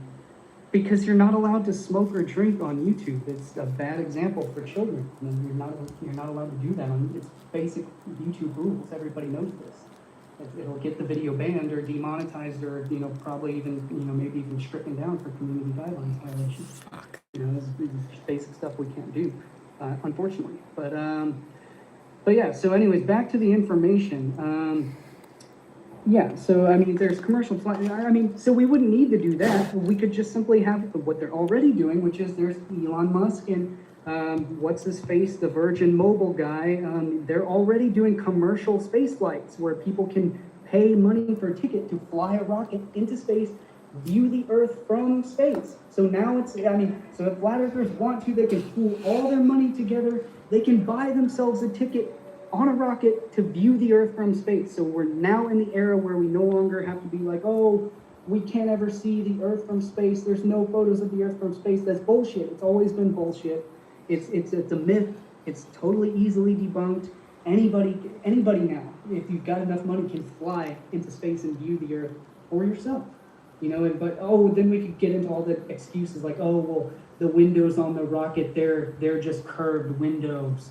And it's all a conspiracy. They're trying to curve the windows to make it look like the horizon, like the Earth is curved when it's actually flat. So sure, we can make all those excuses all we want, but we have infinite other ways to prove that the Earth is not flat. Such again, the objective footage of the sun. So let's be scientific about it. Let's not cherry pick one single example of the footage from the North Pole. Let's look at all the footage that's out there of the sun setting beneath the horizon, where you can't make these, misconceptions and misrepresentations. If it's true, it will always be proved. It can easily be proven from every angle. The truth fears no investigation. If something is true in nature, it can always be repeatable from anywhere on the globe, and it will explain itself from all the different aspects. So let's not cherry pick one example from the North Pole. Let's look at any example of the sunset footage of sun setting beneath the horizon. So Objectively false. That's objectively not the case. Because if you take it, and so this is the thing, the sun does not circle around above our heads and then go off out into the distance. It doesn't do that because you can take an equatorial mount on a telescope. What that is, he explains it fully in his videos, much better than I can explain here without all the tools to actually show you with your own eyes. But an equatorial mount uses a singular axis to track any celestial object. You can use it, you can set it to track the moon. So this is a real model of what the sun actually does in nature from our observation point on the Earth. Sure, it shows a flat plane here, but that's just a representation of our position on the Earth. And this is what what we actually observe in reality. The sun goes at an angle and an arc above our heads, directly above our heads at high noon, where there's no shadow. And then it goes down and it goes beneath the horizon, and it goes beneath the horizon and it comes back up. That's what we objectively observe in nature. It doesn't circle around us all day long, never setting below the horizon. Because again, we could use a telescope from one side of the flat Earth and view the sun above the horizon from on the other side of the flat Earth. And we can't use the excuse that, oh, well, the telescope is obscured by the hydrogen atoms in the atmosphere. It doesn't do that. A telescope is powerful enough to view all the way to the other side of the flat Earth if the Earth was flat. It's a lame excuse. But so anyways, let's continue to watch the sun set. To track any certain star, you can use it to track There's the a sun. single footage of the sun setting beneath the horizon that's clearly not getting smaller. It's observably not vanishing off. You can above. bring that sun straight back up with a zoom. No. You cannot zoom back in and have that sun get larger again. You absolutely can. I have a friend in Australia who's done it. Did he use a solar? Did he use a solar filter? Yes, he did. He used everything. He's a professional. He's a. Sure he is. He's a professional. I'm sure he is. You say I'm a liar now. I'm saying that all flat earthers claim to be professionals. Chincha has been a professional photographer, interviewer. He's been a reporter all his life. We can ask him if that footage was filmed with a solar filter, and we can know if it was filmed with a solar filter. It's easy to see if it used a solar filter. And I guarantee you, if the sun got larger again, what we can do with this footage here that's showing on screen is we could use it if we elevated our altitude. The sun would begin to appear above the horizon again. But if we went lower in altitude, it would go further beneath the horizon. So we could watch it set numerous times if we raised our elevation, such as climbing up on top of a mountain and watching the sun, or just if we were using a drone filming this and raise the altitude of the drone way up thousands of feet higher, we would see the sun start to come back up from beneath the horizon. And then it would continue to set beneath the horizon once again, because that's what it does. You could not zoom in on the sun here and get larger and come back above the horizon. It would not do that. I've seen it done many times. Absolutely, it can be. Absolutely, it can be. That sun is not setting. That sun is curving. It is curving around. It appears to be going straight because that's an optical illusion. You must remember the sun is transcendental. It's not material. You can't triangulate the sun. You're saying this is the sun curving right there. Going beneath the horizon. Absolutely, it's curving over the flat Earth, and that's curving over the flat Earth. Then how is it not vanishing off and getting smaller? How is it not getting smaller? Atmospheric refraction, atmospheric lensing, atmospheric aberration.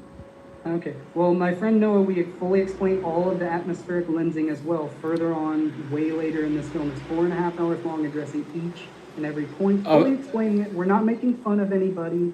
I mean, maybe we're poking a little jokes here and there, but only where it's appropriate. But we're mostly addressing just the information. So we address atmospheric lensing and atmospheric refraction as well. So, I mean, if we wanted to, we could go deep into that point, but I don't want to bounce around all over multiple different points. We can continue. So, okay, if that's the argument, is that it's simply, it's not staying the same size, it's just atmospheric lensing and atmospheric refraction. Well, okay. Well, sometimes here I watch the sun go down, and sometimes it's like this, and sometimes it's like that. Exactly. It depends on how much clouds, how much the sun is obscured by cloud footage, or how much. The refraction, it depends on the refraction index, and it depends on the atmosphere and how dirty and polluted it is. Simple. Yeah, that's true. That is a factor that does come into account occasionally, sometimes, not all the time. But here's another time-lapse footage. So here's another main point.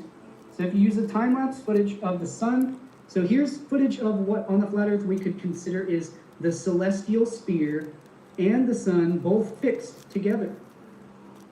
So this is a time-lapse GIF. You can look up this GIF on Google. You can just type in time-lapse sunset GIF, and you'll find this image of the sun setting beneath the horizon.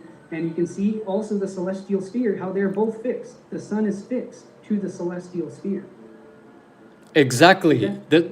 What does that tell you? That they are all turning together. The same with comets. They're all set in the firmament, because we have a firmament above our heads. Those stars are not million miles away. Yeah, so let me finish the point, explaining this on the video here real quick. And the same fixed angle as they set beneath the horizon, which shows and proves up to us that it is because of the Earth's tilt and the Earth's spinning on its axis, which is why it appears that the sun and the celestial sphere are both moving at the same fixed rate of speed and angle as they cross beneath the horizon. And we know this is because of the Earth's rotation, rather than in the flat Earth model, they think it's because the celestial sphere and the sun are both fixed, rotating above around the stationary flat Earth, which is not the case. Because if that was so, then you would not see the angle of the celestial sphere and the sun going beneath the horizon at that angle, almost perpendicular to the horizon of the Earth. Instead, they would be rotating at a parallel angle above the horizon of the Earth, and so, which means the sun would never set, since it is fixed with you at the same speed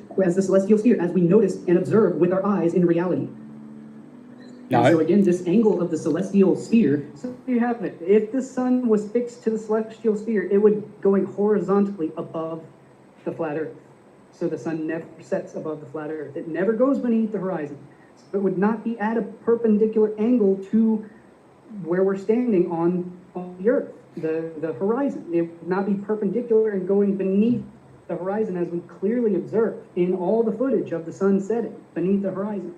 It does not, the celestial sphere does not circle at a parallel angle to the flat Earth, to the horizon. Yeah. It doesn't do that. That's simply because of your perspective. That's a massive, massive perspective warp. And you should know that. You should know if you get a spoon and face it to you convexly, your image will be upright. If you turn it around concave, you're flipped upside down. We're talking about a concave, transcendental torus field that the sun is inside of.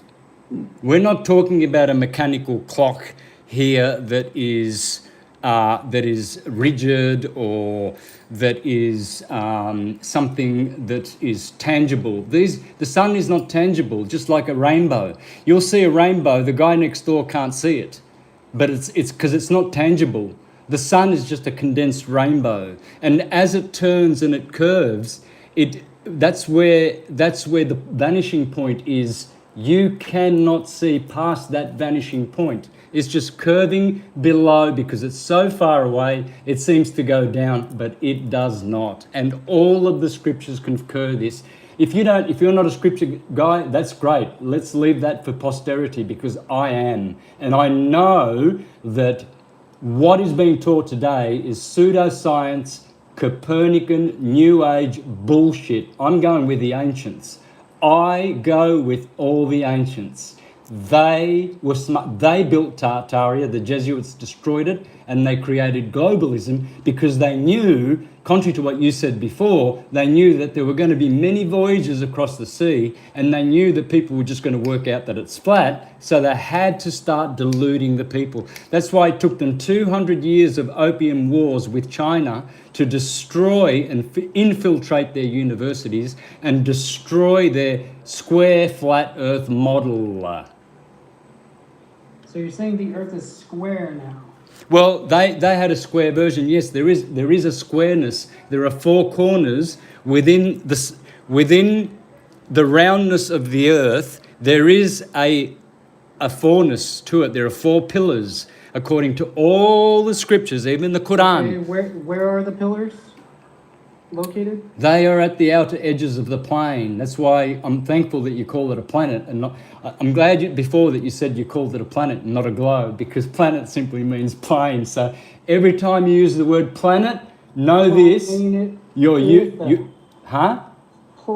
of Earth.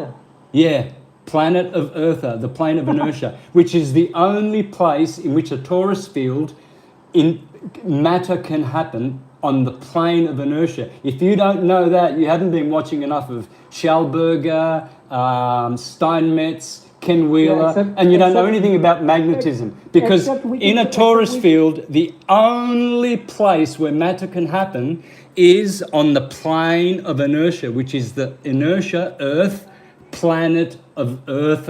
Yes.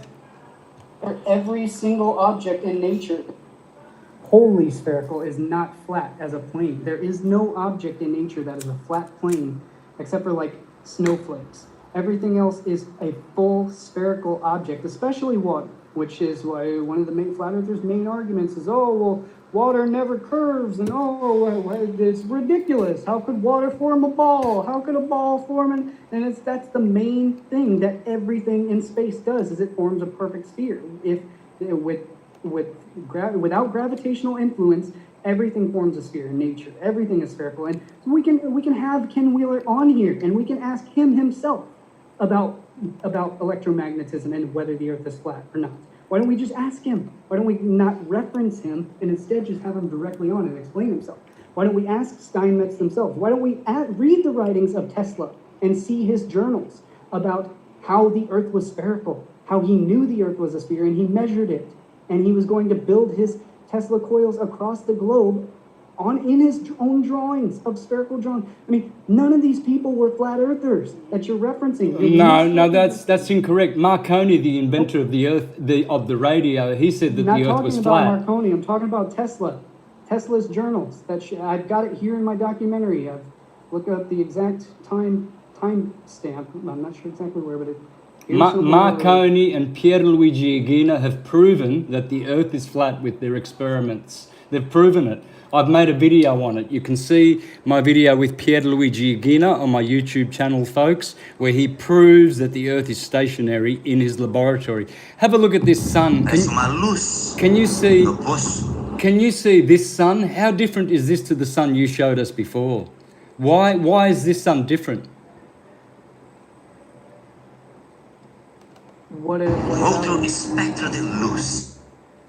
Can you see the hydrogen being poured into it? You were showing pictures of the sun before. It looked rather CGI. This is what looked 100% CGI.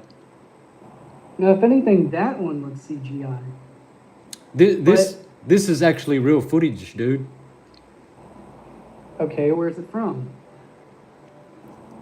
Well, there went a bird flying in front of it. So that proved nothing. That's again, that looks like it's filmed with a solar filter, as opposed to, well, actually no, it's not a solar filter, but yeah, what you're seeing is the atmosphere around the edge of the sun. So I mean, so what? What about it? You're seeing the hydrogen pouring into the sun because it's a hydrogen portal. Yeah, the sun is hydrogen. Yeah. So your filter sun there, I mean, it doesn't match up to this. One of them, either one's wrong. Either this one or yours is wrong. Yeah, mine's not wrong because anyone can do it. And Wolfie showed the footage I showed you is from Wolfie's footage of the sun filming with the Coronado telescope with the solar filter on it. I mean, again, I can go back and show you. I can show you the exact. Anyone can do it for themselves. And I encourage all flat earthers, buy a Coronado Hydrogen Alpha telescope and buy a solar filter and do it yourself live on screen. Show it, and take Wolfie up on his channel. He even offers to buy you guys the tools to do these experiments yourself.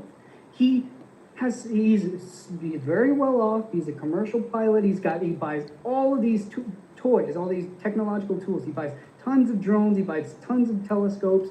He buys all this software, and he offers to buy you guys expensive cameras, expensive telescopes, and he will let you do the experiments for yourself. You can do this for yourself. I mean, anyone can do it. This is a photo of the Earth, Cullen. That's thousands and thousands of That miles. looks pretty CGI to me. That's a photo, brother. That's not a CGI. We don't do CGIs here. I'll show you the globe CGIs. Yeah, but here's the thing. They're all Santos. globe CGIs. Those Does that look photos there- CGI to you? Those photos, those are actually photoshopped. They're photoshopped to make the horizon flat. No, They use, no. Yes, they are. And This is a picture from my show friend. you. This is a picture from my friend. My friend took this picture from Australia, from Queensland. Sorry, brother. With what? What about these? balloon? What about these Bolivian salt flats? 400 square miles of flat 4,000 square miles? 4,000 square miles. That photo is depicting 4,000 square miles. They know that the Bolivian salt That is a flats. very limited. I will fully. Currently I'm on a guide strike on YouTube because someone flagged another one of my videos that had already been removed. I just got my channel backed up. It had been deleted for the past 4 months.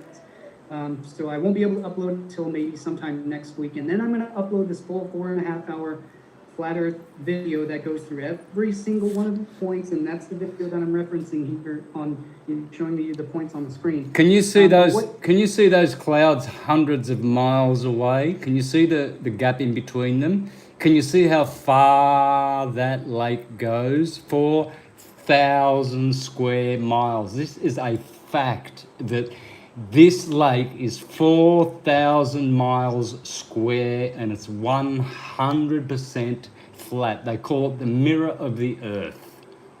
Impossible on a globe. Totally and utterly impossible. It's not impossible on a globe. You see, the way we know this is called geodatic surveying. There are no flat earth geodatic surveyors in the community. There are some flat earth surveyors, that's true. My friend Jesse Kolazowski, he is a geodatic surveyor. He has a channel and he addresses all these things on his channel. He shows all the manuals that account for geodatic surveying, how they measure the curvature of the earth in their surveys.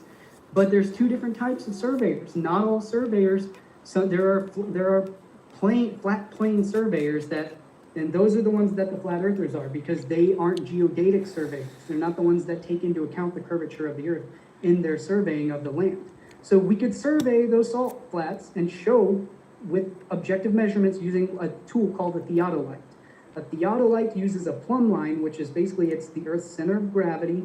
You basically let a string hang down like a pendulum, and that is the direct center of gravity. And then you align your theodolite directly to the line of, is it the line? I don't think it's the line of sight. I think that's a misnomer.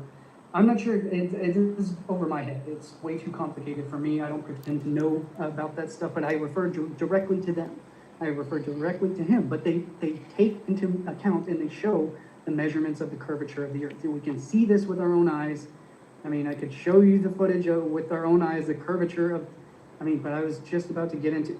Let me just show real quick this quick clip from Rev. How is it possible, if you can see this, how is it possible to see 7 states of the US from one position? I don't get that. You can see 7 flat states. You can see Tennessee, you can see, Kentucky, RC, Dakota, no, what's that, RC, South Carolina, Georgia, Alabama. What, North Carolina? Okay, South Carolina, Georgia, Alabama. How is that possible? How is that possible on a globe? It's just not possible. There's your proof. Look how flat that horizon is. It should be curving. It should be curving horizontally. Okay, let me show you, well, first I want to show you this clip of the revelation of the pyramids about the ancients' knowledge in the great, encoded into the mathematics of the Great Pyramid, how they accounted directly for all the measurements of the earth.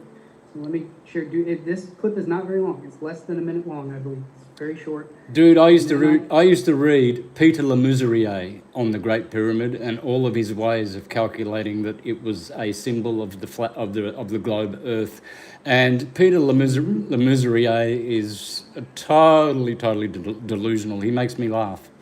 Yeah, well, there are ancient, such as Agatharchides, and back in thousands of years ago, who knew the spherical measurements encoded in the Great Pyramid of Giza, as they documented in the Revelations of Agatharchides, thousands of years ago. This was far predating the Jesuit order, Pythagoras. It was even the Eratosthenes, or maybe it was after the Eratosthenes. But ancient Greeks knew about the spherical Earth because they got this information directly from the Egyptians themselves, who got it from the global civilization, who built all of these sacred sites all over the globe, and they aligned the sacred sites, aligned according to the spherical globe model, aligned in. So let me share this real quick.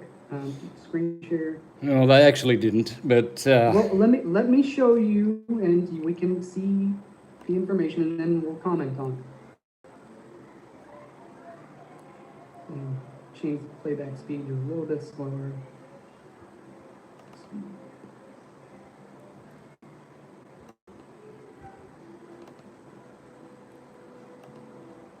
And track those lines, directly align them to Gunung Padang in Malaysia, Sukhothai, Thailand, Cambodia, Angkor Wat, all these other various different sacred sites and temples all over the globe were strategically aligned to certain latitudes. So they had very advanced mathematical knowledge of how to circumnavigate the globe and to travel across continental.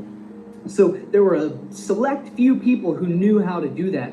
And this was probably a much more advanced civilization, predating all of this cosmology that we're talking about in the stories of the primordial turtle, the cosmic turtle, and the flat earth and all of that stuff, because none of this was actually a flat earth cosmology. That is just very recent, in recent time. And between Mahengo Daro and Easter Island.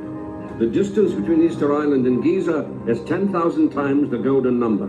The distance between Angkor and Giza multiplied by the golden number equals the distance between Giza. And so briefly, just to explain this is well documented in modern geodesy and in modern global flight plans. In the hand manuals, it's I forget, Noah talks about it later on, but I forget what it's called exactly. I think it's called a spherical triangle. I think that's what it's called in geometry and geodesy. It's a spherical triangle. That's how they measure different points on the globe, and that's how they measure their flight plans as well. But let's continue. And Nazca. And the Giza-Nazca distance multiplied by the golden number equals the Nazca-Angkor distance.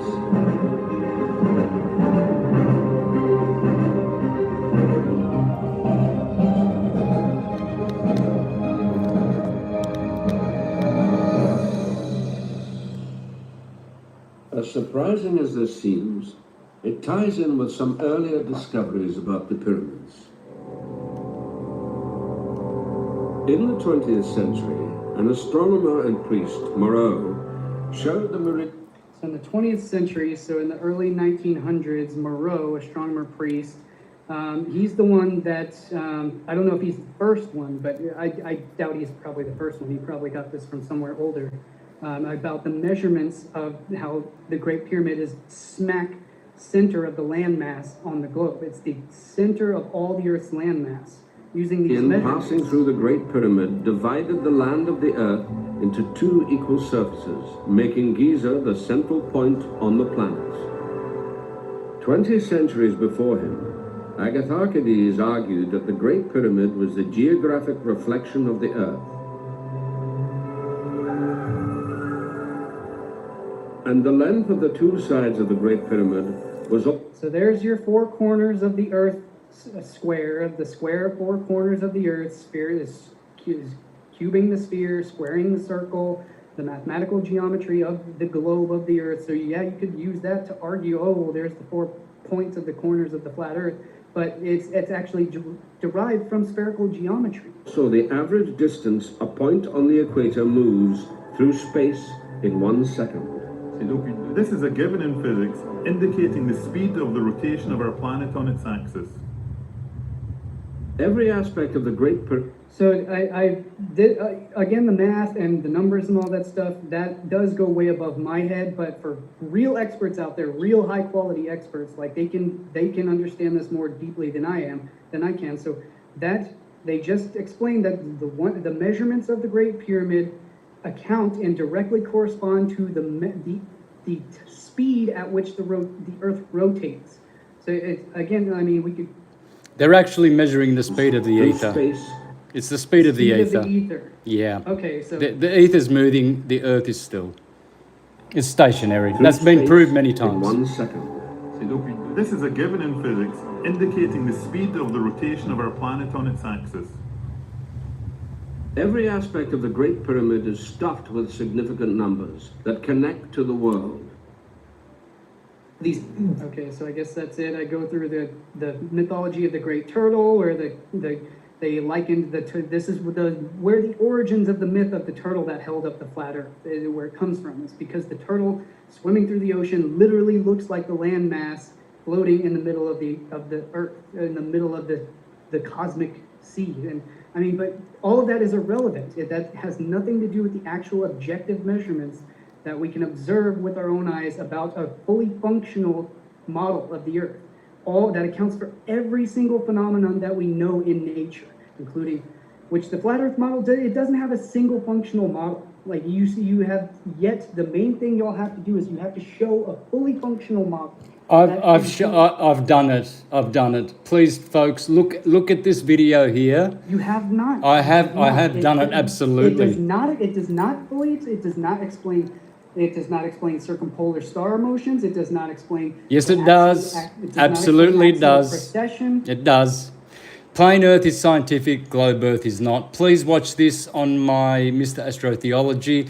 This is how the Earth is. It's in between two torus fields. It's a flat Earth, and this video actually proves it. But I just want to show you something really, really funny. You guys think that the flat Earth was, turned up in 2014. In fact, comedians and famous people like Reggie Watts, they were making fun about this in 2000. This is 2012, but it was earlier than this that he gave a TED talk, and this is what he said. Of our non-understanding and our partial understanding to the networks of which we all draw our source and conclusions from.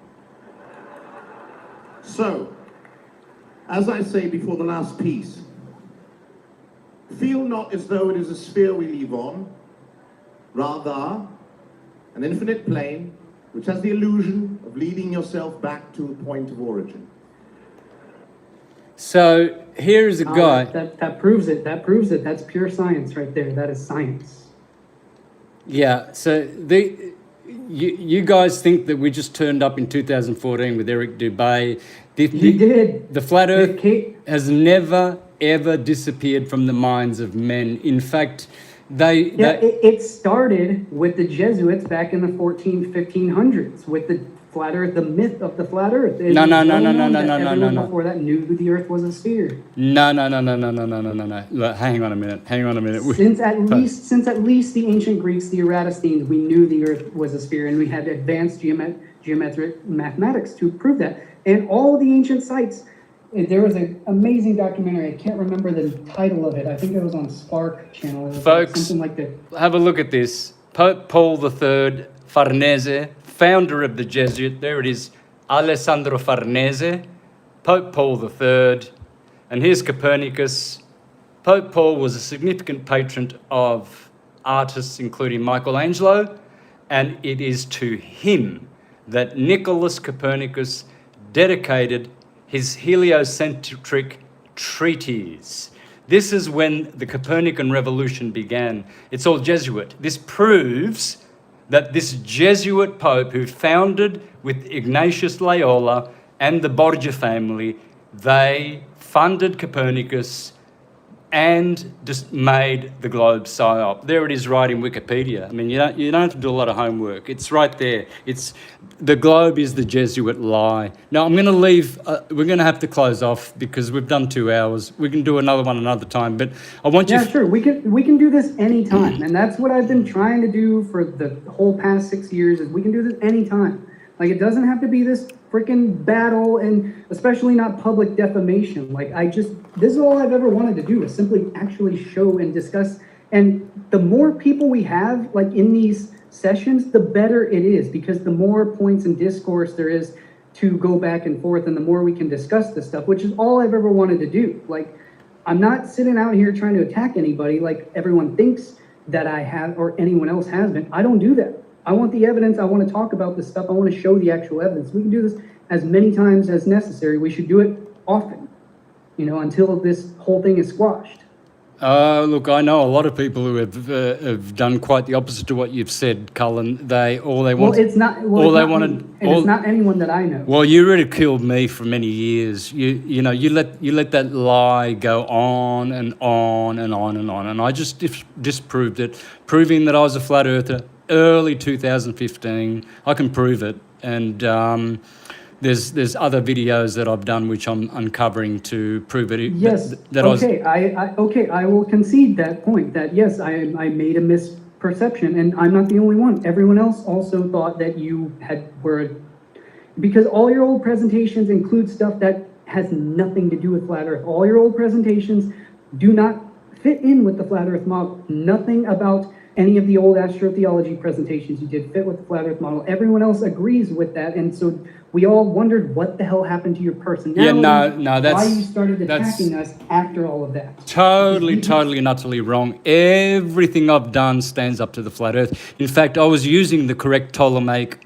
If you go to my very, very first presentation, go back to the 8th of August 2011, watch that, and you will see me using the flat Earth model, but using Copernican explanations to explain the flat Earth model. I was always using the flat Earth model from day go. So I'll leave you guys with this.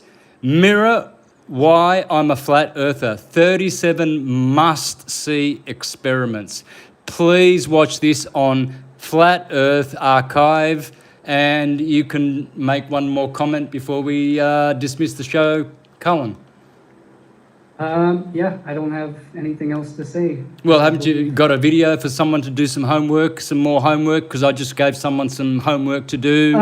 Yeah. There's a website that I would recommend called flatearth.t. Is it TS or TW? Flatearth.TS. All right, guys. So all you guys listening, make notes of this and please do this research. I've seen most of these videos that Cullen's talking about. I know how to explain them on the flat Earth model, and I do have a model. It's the Ptolemaic model. I've never ever departed from that model. Never ever have I departed from the astrological model, which says the Earth is at the bottom, then Moon, Mercury, Venus, Sun, Saturn, Mars, the firmament, the crystalline sea, and the primum mobile. And that's what you see, the blue sky above you, that's the dome over the Earth, folks. Otherwise, it wouldn't be blue, it would be black. It would be pitch black if it was space, but it's not. It's the actual firmament. Yeah, except it's pitch black at night. Yeah, because there's no light. But when the sun hits all of the noble gases during the day, it shows its true color, which is the copper cobalt, or iron oxide, or copper oxide. Cobalt or copper oxide, that's what it's made of. We've got proof of that. Yeah, that's false. That's false. We can take an atmospherical sample of the measurements. It's not copper cobalt in the atmosphere. It's mostly hydrogen and oxygen and... I'm talking about the firmament. The firmament. And ozone. The firmament is metallic. We've seen rockets crashing into the firmament. You can see, I've seen 2 rockets crashing into the firmament at about 160,000 feet. Okay, well, I'm sure there's footage of rockets going beyond 160,000 feet as well. All right, well, let's see. You get those ones for next week. or next time, and I'll get the ones where they crash into the firmament. Okay, all right. And again, I would tell everybody to go to subscribe to Wolfie6020 on YouTube. He's the Royal Australian Air Force ex-military rescue pilot, and still a current licensed commercial pilot, still doing regular videos every week, weekly, showing all of this stuff live from his cockpit. You can ask him any questions, you can challenge him all you want. And he's one of the nicest, I don't want to say nice because I hate using that word. He's one of the most polite, kindest, and respectable, competent professionals that, I mean, he's a true upstanding guy. You know, like he's as kind and polite as they come. So he will treat you with respect. He will address all of your questions and concerns on camera. So I encourage everybody, just all flat earthers, to subscribe to him, leave him all your questions and comments, you know, do whatever you want. He will fully respond to everything any concerns that you have. So I will just leave it with that. All right, so yeah, good discussion. All righty. See you next time. All right, bye. Okay, bye-bye.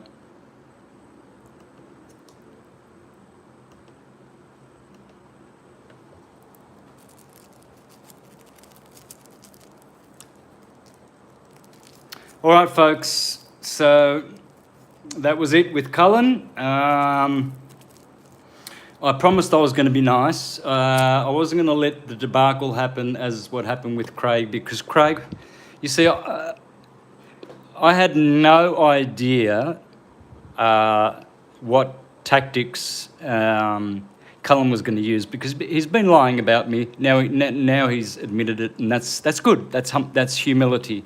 But I had no idea what tactics he would have, because I could have been very, very nasty today. And so could he, because he has been to me. He's been very, very, very, very nasty. I was only good to him. And converting meeting recording. Oh, that's good. Great. So that's going to convert. So, folks, we'll probably do another one. I think we will, because it needs doing. This has to be thrashed out. It's the most important thing for me, because I'm here to stop globalism. That's what I'm here. The global agenda, it's killing everybody. It's destroying the world. And the globalists are the Pallavicini family, the Orsini family, and all they want to do is to deceive us. They deceive us with their medicines, the cosmology that we're living in. They deceive us everywhere, folks. So this is why I'm going to continue with this, but I will not do any debating. I'm never going to do a debate. And that's why for 5 years I've resisted doing that with Cullen, because I thought that he would be one of these typical, like Craig from FTFE channel, a real cocksured idiot. And so I'm glad he was respectable, and I'm glad that I was not in my nasty moods, which I can be. So anyway, folks, you are the judge in the end. I'm going to keep doing what I do, and that is telling the truth. Thank you. Bye for now.